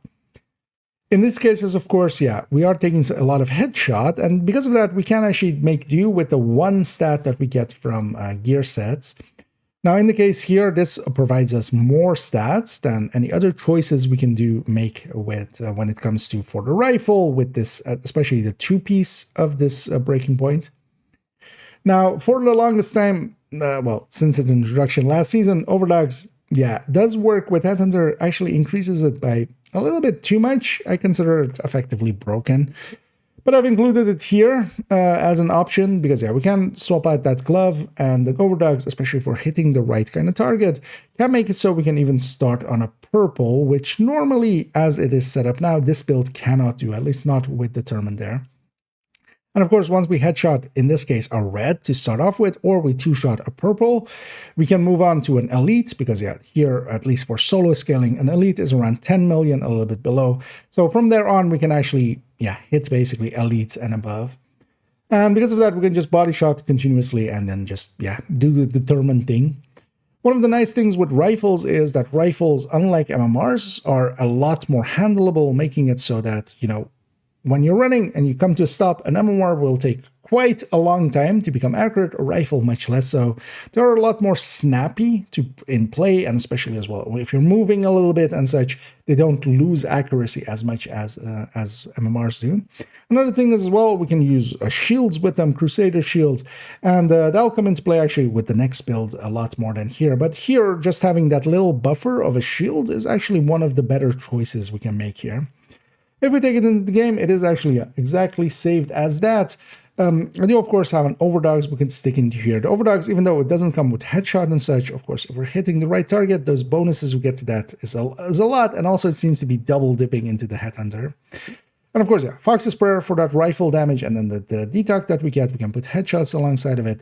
We take a little bit of weapon handling that does help us out just with the handling of the weapon and also the reload. And yeah, Vigilance and Headhunter here together, of course. The 2 pieces via getting us some magazine size and that rifle damage, making it so that, yeah, we actually have a 9-shot 1886. The optimal range on these is definitely a lot lower than, for instance, MMRs, but nowadays it is 35 meters, and that works out to be more than enough, especially because we can't even have a scope on here, of course. Now, I do enjoy this build. I'm not per se much for headhunting, but this definitely gives a playstyle that is kind of in between going full MMR and definitely in between that and the pistol headhunters in, for instance, Headhunter's Fury or the high end. Making for a little bit more damage, still pretty snappy, not as snappy as, for instance, the pistols. The pistol ones as well can take, for instance, the Bulwark, which is a much more powerful shield even at 0 tiers. But the rifles as well actually can, for instance, get ammo from Sharpshooter. And that's, of course, one of the things with headhunting builds. They are especially good for dealing with the ammo directives because they don't use up that much ammo. And also, of course, with rifles and MMRs, we can generate some ammo through Sharpshooter, making this, for instance, a build that, yeah, you can consider for a 5 directive work. And that's generally when I will pull this out. It, of course, with Determined can just be an easy way to deal through activities. I wouldn't per se take this against control points there. I prefer hotshots a lot more, MMRs and such. We can have a little bit more distance and such, and that can be our safety. This can be much more for activities, and I do enjoy the snappiness of its play. Overall, a build that is pretty easy to put together because also all of these pieces come with red cores, and yeah, we just find, especially on the gear sets, of course, we just want, yeah, high enough weapon damage. We'll put the headshot there. The pieces for the chest and the backpack, I would consider making them free talentable, but you don't per se need to. So if you get one, for instance, that has one of the 2 stats here and Headhunter, you could put the other stat there. They will, of course, need a little bit of loving, usually with optimization, but not a too expensive or too hard of a build to put together. This one, especially if you do enjoy headhunting, is definitely one worth considering if you haven't yet. It can work out pretty well to be in that middle ground between MMRs and between pistol headhunters. Worth considering, definitely. And we come to 2.13, another rifle headhunter, but somewhat different, quite different. As yeah, on the last one, we saw one that was set up for all-out damage effectively. This one is actually a Headhunter TechTank hybrid. And what this is trying to do is, for those familiar with the tech tanks, where we try to get a 6-tier shield and we try to have it be healed by an artificer here, a 3-tier artificer, even one more than generally. That's kind of the idea behind the tech tanks, and that's usually done through Technician, Memento, several blue cores, or in this case, some skill tiers through Brazos as well. An Artificer Hive healing that shield, and the Artificer Hive will heal the shield every 10 seconds, regardless or if it has charges or if you deploy it or such. And then the rest of the build, as with most of the tech tanks, is kind of set up towards damage, but we're trying to do headhunting here. Now, what that means is actually, with the 1886, with the Memento charged up as the numbers that we have here, we can basically, we're a little bit above a red, even without the Memento charged up. We're a little bit above a purple on the second shot, even with the Memento charged up there. And our third shot and onward, those can be elites. So what this means with this build, we have to start on a red or we 2-shot a purple. The second shot can be a red or a purple. And from there on, we can actually headshot elites. Now, you might consider with that other one, we could, of course, just start on a red. The second shot onwards could be a elite and such. So why would we make this choice? Yeah, the choice is, of course, in that tech tank part. We can have a shield that is pretty powerful, so we can just hide behind that. We don't need to go and hide or just be, behind cover or such. We're just out in the open with our shield out and just letting that take the hits. And we have more than enough time to especially also get really close to the enemy, making it much more easy to hit some headshots if we weren't going, for instance, with Determined. Of course, here we are going with Determined, but actually I like running this build quite a lot as well with this Diamondback. Mostly because, we do have the survivability to get close to enemies, and then it's pretty easy to, the bigger you make their head, basically, the easier it is to hit. An enemy that is really far away, it's even hard to hit them in the body, but if you're just basically making the barrel touch their head, it's kind of hard to miss. Now, overall, this was kind of an idea, and this was made possible, and this came in ages ago into the build collection, and I've done a build showcase on this build as well. and its sister build, which we'll see much later in the build collection, which is one with a ninja bike and a slightly different setup. But yeah, the Headhunter tech tanks have actually been definitely one that I've enjoyed quite often, and especially just for doing activities, because yeah, we wouldn't want to take this up against a control point or such, because we never also get enough damage to, for instance, deal with a named. It just, that's a 20 million, even on solo scaling, and we don't reach up there, at least not with our 1886. The Diamondback can reach that point. But what we of course have is, yeah, the tech tank side of things coming in as well. And this was made possible when Zvia came in, Zviadovska, and that made it so that we had another really good bonus for rifles, and that made this possible. And of course, yeah, we're taking a Picaros and another piece of Brazos. That's for the skill tier that we get out of that. That actually is because especially as well, with the Picaros, we can get some weapon damage there. And this opens up, of course, another core for us. Because, yeah, we do want to keep it that we are tanky enough that we have that 6-tier shield. Because, of course, yeah, we could give up some of these blue cores as well if we wanted to. But, yeah, I really like having that very potent shield. This, especially with Reanimated, is, yeah, more than enough. And actually, with we don't even need an 1886 when Reanimated is up. I quite often run this with a Mark 17 when Reanimated stuff. And I have the tankiness of a tech tank, mostly. And then even, yeah, the killing power of Headhunter and Determined going around with the Mark 17 that can basically, yeah, start on a red as well. That is, of course, yeah, when Reanimated is up. And Reanimated, yeah, you could run anything basically for that. If we take it into the game, we have it, yeah, saved as is there. I'm actually here using this second slot to carry around a different weapon, an M16, just for playing around with some of the other builds with some of those weapons. The Diamondback is definitely in my inventory, of course, and it's even saved with that other headhunting build that we saw a second ago. One of the things that I have, which is the other version of this similar build, is that we can go Ninja Bike, and this is one of the few Ninja Bikes that are in the collection. I really have 2 Ninja Bike builds in the collection, at least from PvE end of things. We do have a few PvP ones. And that's also why I have this headshot one in here, and then actually I have the Overlord piece to match up the other build in the collection, which is on character 5, which is laid out like this. So we're taking there 2 pieces of Overlord, 2 pieces of Zvia, and then together with that Brazos single piece, which now of course becomes basically a 3-piece Overlord, 3-piece Zvia, 2-piece Brazos. We lose a little bit of tankiness on our shield, of course, because yeah, we don't have that Memento skill efficiency going in when we charge it up, but this one doesn't need to charge up. And then also we can actually fast travel to safe houses and such. And especially what this version, the Ninja Bike version, has, and the reason I do keep that one, and I do like the Ninja Bike version, with some of the headhunting things, we can't go that route. This by itself always has 121% reload speed. So we basically have the old fast stands, because actually new fast stands is nowadays 90%, even if you have full stacks. We have old fast stands on our weapon at all time, because yeah, we get both of the 3-piece bonuses of Zvia and the Overlord, which is both 30% weapon handling. So yeah, we're feeding a lot of weapon handling in here, and that does make the weapon feel really good, because we can even when moving and running around, we can really snapshot it. And yeah, this makes it that the reload as well is of course a lot easier to deal with. I do like both versions, and yeah, and I like giving myself the option to go to this version, especially as well, the Ninja Bike version. On this character, we're presenting it as the Memento version, but yeah, that other one being on a different account, of course, yeah, I kind of want to have that option here. And it's just basically swapping out those 2 pieces, of course. Overall, it is one that I enjoy quite a lot. It is a little bit harder of a one to get together, although actually the way that we're setting up this one, it's not that hard. If we go back to the build picture here, yeah, we're actually keeping Brazos pieces with the blue core. They come with the blue core, of course, meaning that, yeah, we don't have to really record them or anything, even though that in this case, I actually do have a record piece, but I've just chosen to do so. It wouldn't need to be that piece being record. That comes with the blue core already. We would just need either headshot or weapon handling there and getting the rest of it.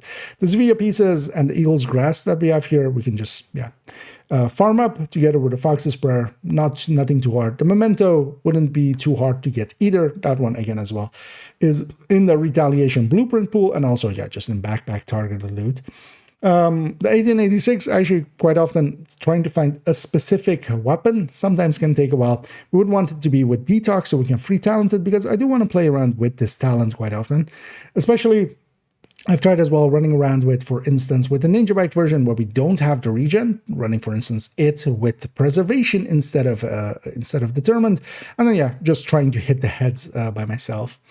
Yeah, overall, a build that I quite enjoy, and yeah, when we kind of invested the time to get these up and going, when Zvia got introduced many seasons ago, we did the build showcase on it, and definitely still I find myself grabbing these, especially yeah, when Reanimated comes in. Yeah, this is one of my go-tos for it, as yeah, it has a lot of survivability and a lot of comfort, and yeah, we don't need really hard-hitting firepower, but you could get by with a lot of builds during Reanimated. But I still enjoyed as well, just for running around and getting, for instance, 5 directives. With this rifle, yeah, we can, even though we don't have, for instance, sharpshooter here, I just go and get a few pistol kills in, or just weaken enemies and then hit them with a pistol. With rifles, with that first pickup, I pick up around 100 rounds. That's going to last me for several events or several activities and such. So that will be enough for me to kind of do my thing, and we can always also go for special ammo and pick that up. One that I definitely can recommend if you find yourself in need for the style of build that this is. I do enjoy it just for its comfort, and then, yeah, we do have to kind of be concerning ourselves that we do hit the right target, starting on a red. The second shot can be a red or purple, and then you can move up from there. That is its biggest downsides, but then we trade that damage side in for some survivability. And because of that, I do enjoy these quite a lot. As we come to 2.14, the Negotiator TechTank. This one is a full-on TechTank style, as, yeah, for those maybe unfamiliar, this is a layout of a build, and generally we run it with a lot of different gear sets and such. But what it is at its core, we take Technician, that's the tech in the TechTank. We take a Shield, that's tank in the TechTank. We take the Artificer, that's actually the thing that will make this much more powerful than it would seem, because the Artificer can heal the Shield even if you don't deploy it just on your back. Every 10 seconds, it will heal it once the Mementos charge up with its skill efficiency side by having those pickups in there, 42%. And the Shield, of course, becomes pretty powerful as well once we have the Memento charged up, as the skill efficiency also feeds into the skill health of it, making it around, yeah, around 6 million, getting healed for around 42%. We basically get around 2 million back per 10 seconds, making it an over 200k regen. Now, of course, that is just on our Shield, and of course, our Shield also can get destroyed pretty easily by explosions and stuff, but in general play, that has been my go-to to, for instance, be a somewhat more tanky, be a bruiser, and that's what these builds used to be called as well, bruisers, and that was just because I didn't want to call them outright tech tanks, but actually recently I kind of rescinded that, as I feel nowadays plenty of people have heard the term tech tank, so I'm kind of more confident and putting that on there, because some people see the word tank and just kind of just think a certain thing in some certain ways. And then basically we just have a 6-tier shield. That's what we're going for with those blue cores. And then, yeah, the rest of the stats, as for instance here as well, we're going for some red stats underneath. The rest of it is all going into damage. Here with Negotiator, trying to do the Negotiator thing. Now, of course, with Negotiator, we don't want to use the chest. That chest increases the amount of targets we can mark from 3 to 5, and that's not really worth it in comparison to, for instance, here putting Obliterate and taking this Equalizer there. Now, of course, as with most Obliterates, we are taking Equalizer there. A lot of Cheska chests. This used to be, for instance, a Cheska chest. Those have gone out, and yeah, Equalizer comes in to fill in most of those Obliterators, Obliterate slots. Then yeah, we're trying to mark up to 3 targets, spread the damage around. That's what Negotiator will do with these pieces. Now, of course, Negotiator likes having its backpack to a degree that, yeah, it is very powerful. And even, for instance, in the third row hybrid, I do actually use the backpack. But the Memento especially is much more powerful than that even, because here it's feeding into everything. And the idea behind the tech tanks as well is we're kind of eating all parts of the Memento, because of course it feeds into our weapon damage, it feeds into our regeneration and just our bonus armor that we get from it. And also it feeds into the skill efficiency, which helps out the skills that we're using here as well. So we're kind of making use of all parts of that Memento, and that makes this actually pretty strong. This kind of style of build is my go-to solo builds, and that's actually why on basically every character, I do have some form of a TechTank. And this character's one. Now, on character 1, we already saw an Umbra setup, which is one that I also don't per se isn't the higher recommended ones. Definitely the Striker and Heartbreaker we'll see later on character 3, 4, and then also later on 5, we get both Strikers and Heartbreakers. All of those I would consider more general use, but the Negotiator one definitely I kind of enjoy. This one, when it comes to control points and such, because we can mark multiple enemies, and especially with control points where they kind of can spawn from a door, especially if we're kind of spawn camping them, this can actually output a lot of damage very quickly without even needing to stack up or such. It's the place that I use this the most, and actually I've taken to using this, for instance, for Krampus, especially if we have somewhat, higher health and armor enemies. It can benefit. Negotiator in general benefits from that, because if we can mark multiple enemies and just keep shooting for quite a while, that helps out.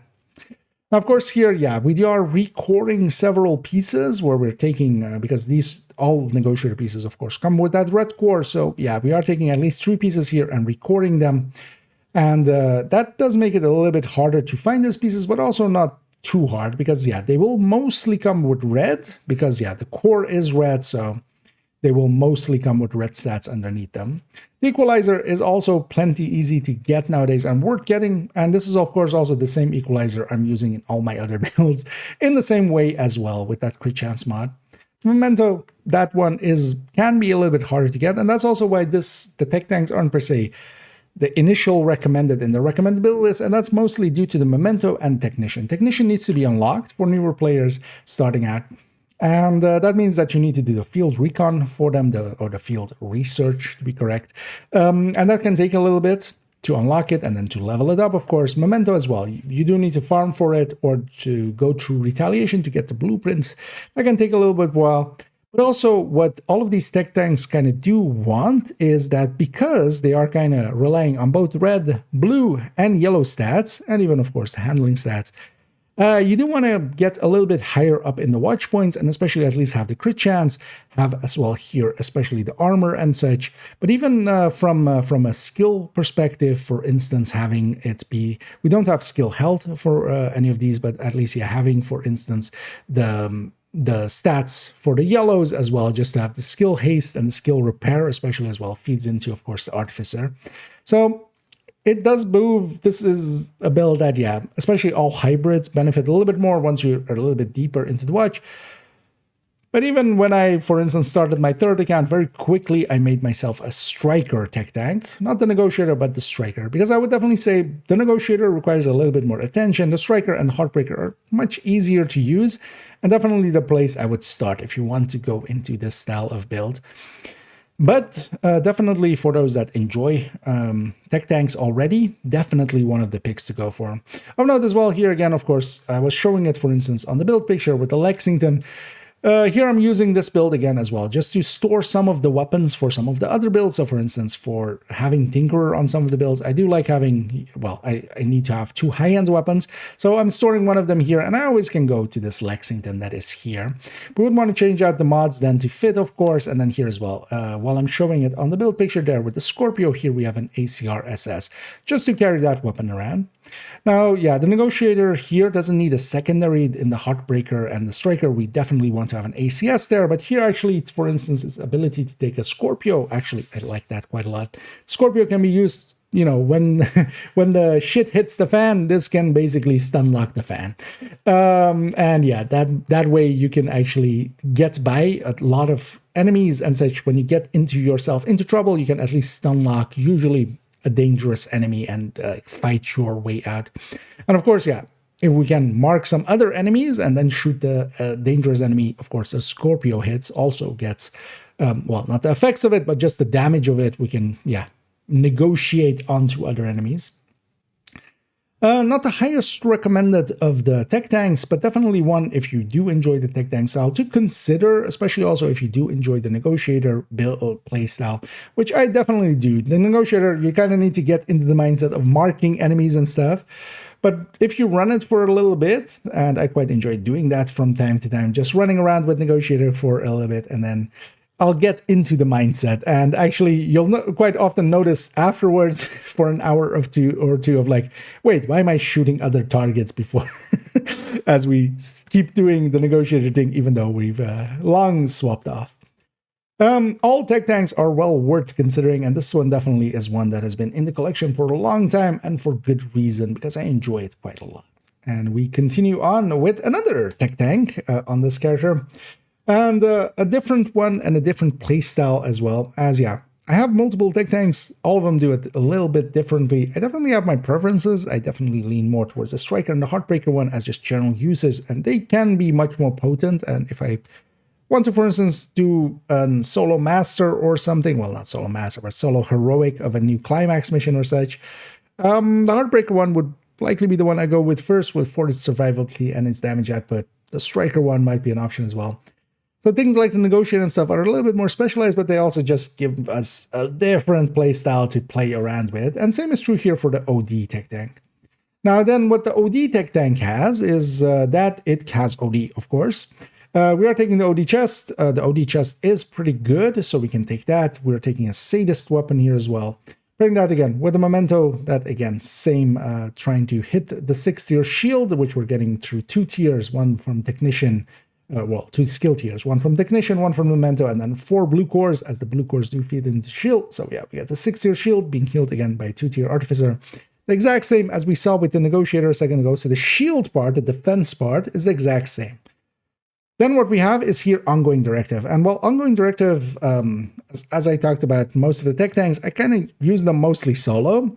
Ongoing Directive, especially, we've talked about it several, although we'll see several versions of it in the future. There are more the group ones, but we've already seen the shotgun one, for instance, and we discussed it being definitely really good as a group support. And yeah, so those two things aren't in line, of course. The tech tanks are more my solo build. The OD is more of a group support. So why do I have this? 5 directives is the answer. OD is one of the ways to deal with the ammo directives. Now, especially with ammo hoarders, it's a little bit easier to deal with, but especially even with Pistolero, we don't need to even get a pistol kill. What I would do is just go and get some special ammo, try to get the Ongoing Directive ammo going real quick with it. So shooting a rat, trying to get them killed first, triggering the OD ammo. From that point onwards, we're kind of fine on ammo most of the time, because we'll generate more and more ammo as we go along just through the OD kills. Because of that, we can use this with the ammo directives, and then of course the other directives are generally fine. We can kind of deal with them, but especially in seasons, for instance, last season we had Cool Skills. Cool Skills doesn't affect tech tanks really at all. It's basically a free directives as far as that can go, because we can use the shield even if the Hive then basically loses all its charges, but even if it's on your back, even if it has no charges, it still sends a charge out. It only uses up charges when it is deployed, so it still heals your shield. Meaning that we can deal with that directive pretty well. Any of the, for instance, health directives, so for instance, hard to earn, fragile armor, or no regen, we can pretty well deal with as well. No regen, that is only the out of combat regen. In combat, we would regen through the Memento once we charge that up. And things like fragile armor and hard to earn, generally, we don't want to take too many hits on ourselves anyway. The Memento will keep us kind of healed up as we go through fights. And yeah, we are pretty tanky, and our tankiness is especially the shield. That should be taking the hits, not us. Because of that, we can deal with those directives pretty easily, and the rest of the directives are all just fine. Special ammo and such, most of the time, well, you wouldn't want to fight Black Tusk with special ammo, because yeah, they will disrupt you and your shield will go. But things like flame rounds and bleed rounds, when they hit shields, they do nothing. Disorient rounds from hyenas will actually, if they even hit the shield, disorient you, but that's just an annoyance, that's not death. So this can deal with 5 directives, and this is a way of dealing with 5 directives. Is it the best way to deal with 5 directives? Nowadays, especially that we have the Tempest tech tanks, I would lean much more towards that, because they have also a lot more damage. But especially, I found myself using this sometimes as well in group settings, for instance, in the open world and such, just to give OD to the team as well. And then, yeah, I can be a little bit aggressive and tanky with it. One of the bigger downsides, and I might want to change this as we take it into the game already, you can see that I don't have it saved actually with that Lexington as we have it there. I have it saved with the 716 CQB, because the rifles actually have a little bit more damage per mag, and that is a very important metric when it comes to OD. We really care about that because if we run out of our special ammo, especially if we're fighting some of the names and such, yeah, if we run out of that special ammo, we drop a lot of damage. We're, of course, running the chest, so we drop basically 50% amp. And also, once the bleed that we have applied runs out, that sadist also goes. So we really don't want to run out of that much. That's also why I'm not the biggest fan of the Lexington there. That's why I've actually already here kind of changed to be with the 716. But actually the thing I want to try out, and I've tried already out a little bit, is going with the AUG. While the AUG is not a great AR, it is definitely handling-wise pretty bad. It is low RPM, and it is uniquely one of the larger weapons. And of course, while yeah, Elma and such has bigger damage per mag, yeah, they can't take sadist. So that's also why in the build picture, and we might change this in the future, the thing is the Lexington is perfectly fine, especially if we're just doing activities and such, but especially if we kind of more go do and try to go and do bounties. Those named enemies sometimes eat up a little bit more than we have. That is also, yeah, why in the corner we do have an AUG already. I do want to actually find an AUG for this build separately. I do have, of course, one in my stash. I've played around with it. I do like it enough, mostly because we got close enough that the AUG's horrendous handling is not as big of an issue. It's basically in the same way that the Kingbreaker used to be on the Heartbreaker TechTank. We get so close, we basically use it as a shotgun. But the extra damage per mag that has really helps out a little bit. So that might be the one consideration to change here. But especially in group settings as well, when you're giving your bonus ammo to allies, they'll bleed things, and that'll be the way to kind of trigger continuous use of ongoing directive. Overall, definitely one that I would consider putting together, especially if you do like the TechTank style. It isn't the highest recommended one, but definitely one as well that basically can deal with 5 directives pretty consistently, because it can deal with that ammo directive, which all ODs can. And let's move it to the last build on this character, 2.16, a striker, but here in the PFE variant. Now, protection from elite PFE is definitely a style of build that I effectively have on all my characters. Each character does have a PFE build, especially for rogue fights and such, and just to deal with some things, for instance, like in countdown and such, is very useful. But even sometimes for some situations, it's very useful to have some forms of PFE there. This one is centered around a gear set with the PFE going into some improvised pieces. We can't take the 3 improvised pieces we normally would, for instance, with high ends, because of course we want the 4-piece of the gear set to be here. Because of that, yeah, we are foregoing a little bit of PFE, and even here with Survivalist, where normally with Survivalist we land on 80, here we're landing just on 70, which is through 12 PFE mods, because I haven't put 13s into this one. I do have 9 13s in total. They are on other builds we'll see on character 3 and 4. On this one, I'm kind of fine with it being on 70. I wouldn't be fine with it being below 70, because yeah, one of the choices we could make here, especially with a close range striker like this, is to go, for instance, firewall, and then especially for that striker shield, that special firewall shield, that can add a lot of damage. But yeah, with protection from elite, with the damage resistance in general, the more you push it up, the more valuable it becomes, because reducing damage by basically 60% means that, for instance, when you can take 3 shots, or maybe let's say 10 shots, then increasing that to 70%, now you can basically take a 50% more of that, meaning that yeah, it is really nice to push up that PFE as much as we can. Now, of course, it caps at 80, but here at 70, it feels fine. Anything below this, and it's, to me, not per se worth it. We don't have enough PFE to really make it work. Now, when we're taking striker, of course, here, especially with chest striker, we do want to stack up.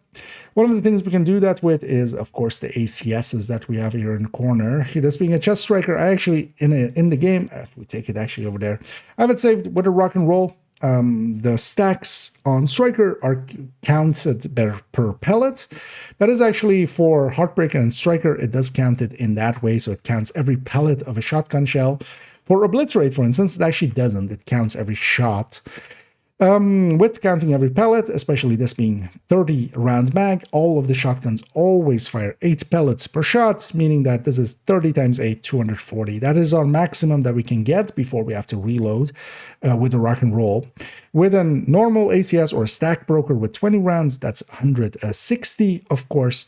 And both of those can help quite a lot, because that is actually a lot faster stacking, because we're basically hitting effectively 8 times this RPM, which is a lot, of course, as you can imagine, much higher than, for instance, even the Vector can do there. Because of that, ACS stacking is one of the go-tos, especially if you are taking a chest striker here. There are actually, as well, in the past, I've tried this with different layups as well. For instance, Heartbreaker. Heartbreaker also works out well-ish enough, because we can make gear set PFEs, especially with builds that do work out with their chest and their backpack. Now, in the case of the Heartbreaker, the backpack is mostly bonus armor. But if we're going PFE, that bonus armor can be useful, of course. But yeah, we basically, because we want to keep at least some of these pieces with here, that we can take them improvised, so we can put some PFEs there, because of course the chest, the mask, and the backpack will always have a mod slot. But if these are not improvised pieces, but the gear set pieces, we can't put that. We can't put mods into, for instance, if this was striker pieces, as we see with the glove there. So we can really only do this kind of style of build with gear sets where the chest and the backpack work out. And that's just to say as well, for instance, Negotiator, the chest is definitely not worth using, so that doesn't work out. In Hunter's Fury, the chest and the backpack are not worth using, so it doesn't work out. Some gear sets, though, the chest and the backpack can be made to work, and those are the gear sets where we can do this style of build. Here as well, we are taking an SMG with it. We are making it a very close range build. I'm going to close the distance, stick myself pretty close, stack up with that ACS, pull out that shield for extra defense. But of course, this build here as well really is designed to go after elite enemies as the protection from elite emblaze. That doesn't mean it melts to purples or reds, because yeah, it still is pretty tanky. It has 1.5 million armor, and yeah, we are here as well with a 4-tier shield, for instance, and we could even take that to more tiers, because of course, here though I don't have the pieces where I can recore this core, but that would actually be one of the upgrades I would maybe choose to do, just so we can take it to 6 tiers or 6 blue cores. But with 4 blue cores as I have it here, I find it perfectly fine and adequate. And that's actually as well, I do like having a few red cores just so we can do a little bit of damage. In Countdown, this has been one of my go-tos, especially in the past. It has enough PFE for in Countdown, but yeah, for instance, it doesn't have enough PFE to do some of the harder missions and such. Especially, for instance, if I'm going to fight, let's say, the Recruiter as a place where a PFE build really helps out and works out. This wouldn't be it. This wouldn't have the survivability where one of the high ends with 80% PFE, and then, for instance, as well, having Adrenaline Rush would work out to be maybe a little bit better. But definitely an enjoyable build style, and the one that I, in Countdown find works out really well. Making for easier countdowns, we'd still do enough damage. We don't need to be maximum damage, especially in challenging countdowns. And this has more than enough to get by, and even kind of run at the enemy and disrupt them a little bit just by being in their face and making it that they shoot towards us and not towards our allies. Because also this one, and that's generally as well for kind of like tankier builds where you trying to pull some aggro and such. Now, for instance, Imminence Armaments can help out in that with its 2-piece, of course, with its bonuses to increase threat. But actually, it is very much based on proximity and then damage. If you can't really deal damage, it doesn't matter how tanky you are, you can't really keep the enemy pointed at you unless you, for instance, use a mosquito or something. You are a very bad decoy, because actually even the decoy has a lot of threat against the enemy. But if you can deal some decent damage, that mechanic kind of changes, especially even on this build. If I'm shooting at, for instance, one of the hunters, I can keep them kind of pointed at me. And even if a full-blooded Obliterate striker kind of lays into them, they don't instantly turn around to them because I'm closer to them and I'm dealing enough damage to make it work. Overall, as a style of build, I prefer some of the other PFEs a little bit, but this one isn't too bad. From getting it together in a standpoint, it isn't too hard. It is, these pieces will drop with mostly red stats. We do recore them here to blue cores, but all PFEs always have a downside, especially for maybe players starting out, which is that you need to make some improvised holster and improvised knee pad, although this could be the glove as well. Of course, the position of those three doesn't per se matter. And those improvised pieces, yeah, those can be very expensive. First, you need to craft them. They come from the crafting system. And then when you get them, they're likely not going to roll really well through the crafting system. Here, for instance, we have one maxed out stat here, but that's a rarity, actually. More often than not, they'll be very minimally rolled, and because of that, you need to invest a lot of resources to get them up to spec. Because of that, they're not per se starter builds, and yeah, they do cost a decent penny. Are they worth it? In general, PFEs definitely, for certain situations, they can make basically a cakewalk to deal, for instance, with rogues and such, rogue encounters.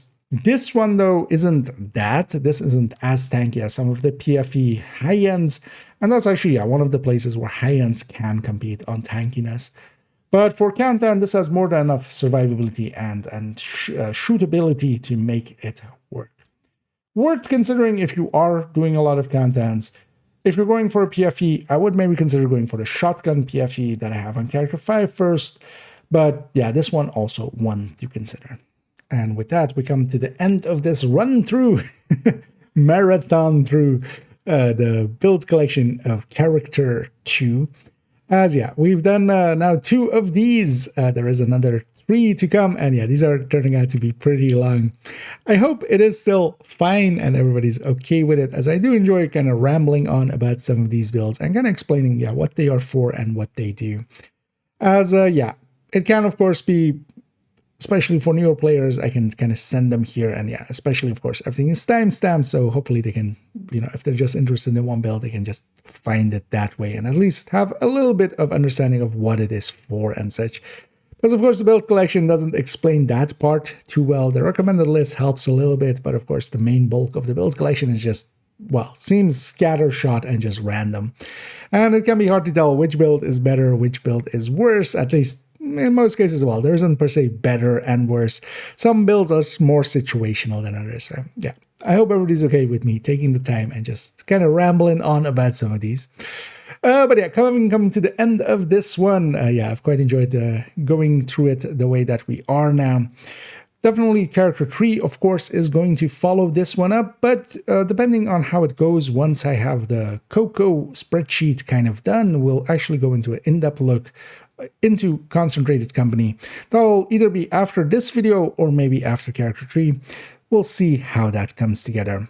And then again, of course, yeah, we'll likely go into an only tips, both into the modifier of this season and maybe even retaliation as well in the upcoming time. So yeah, this having come to the end of this one, especially with a little bit of technical difficulties in the middle, so having to re-record, I've become even more rambly, I realize now. But yeah, if you did enjoy this video and found it informative, please do any and all of the algorithm things down below. It does help out. So that little bit of shilling here. I hope to catch you in the future. And as always, have a good night.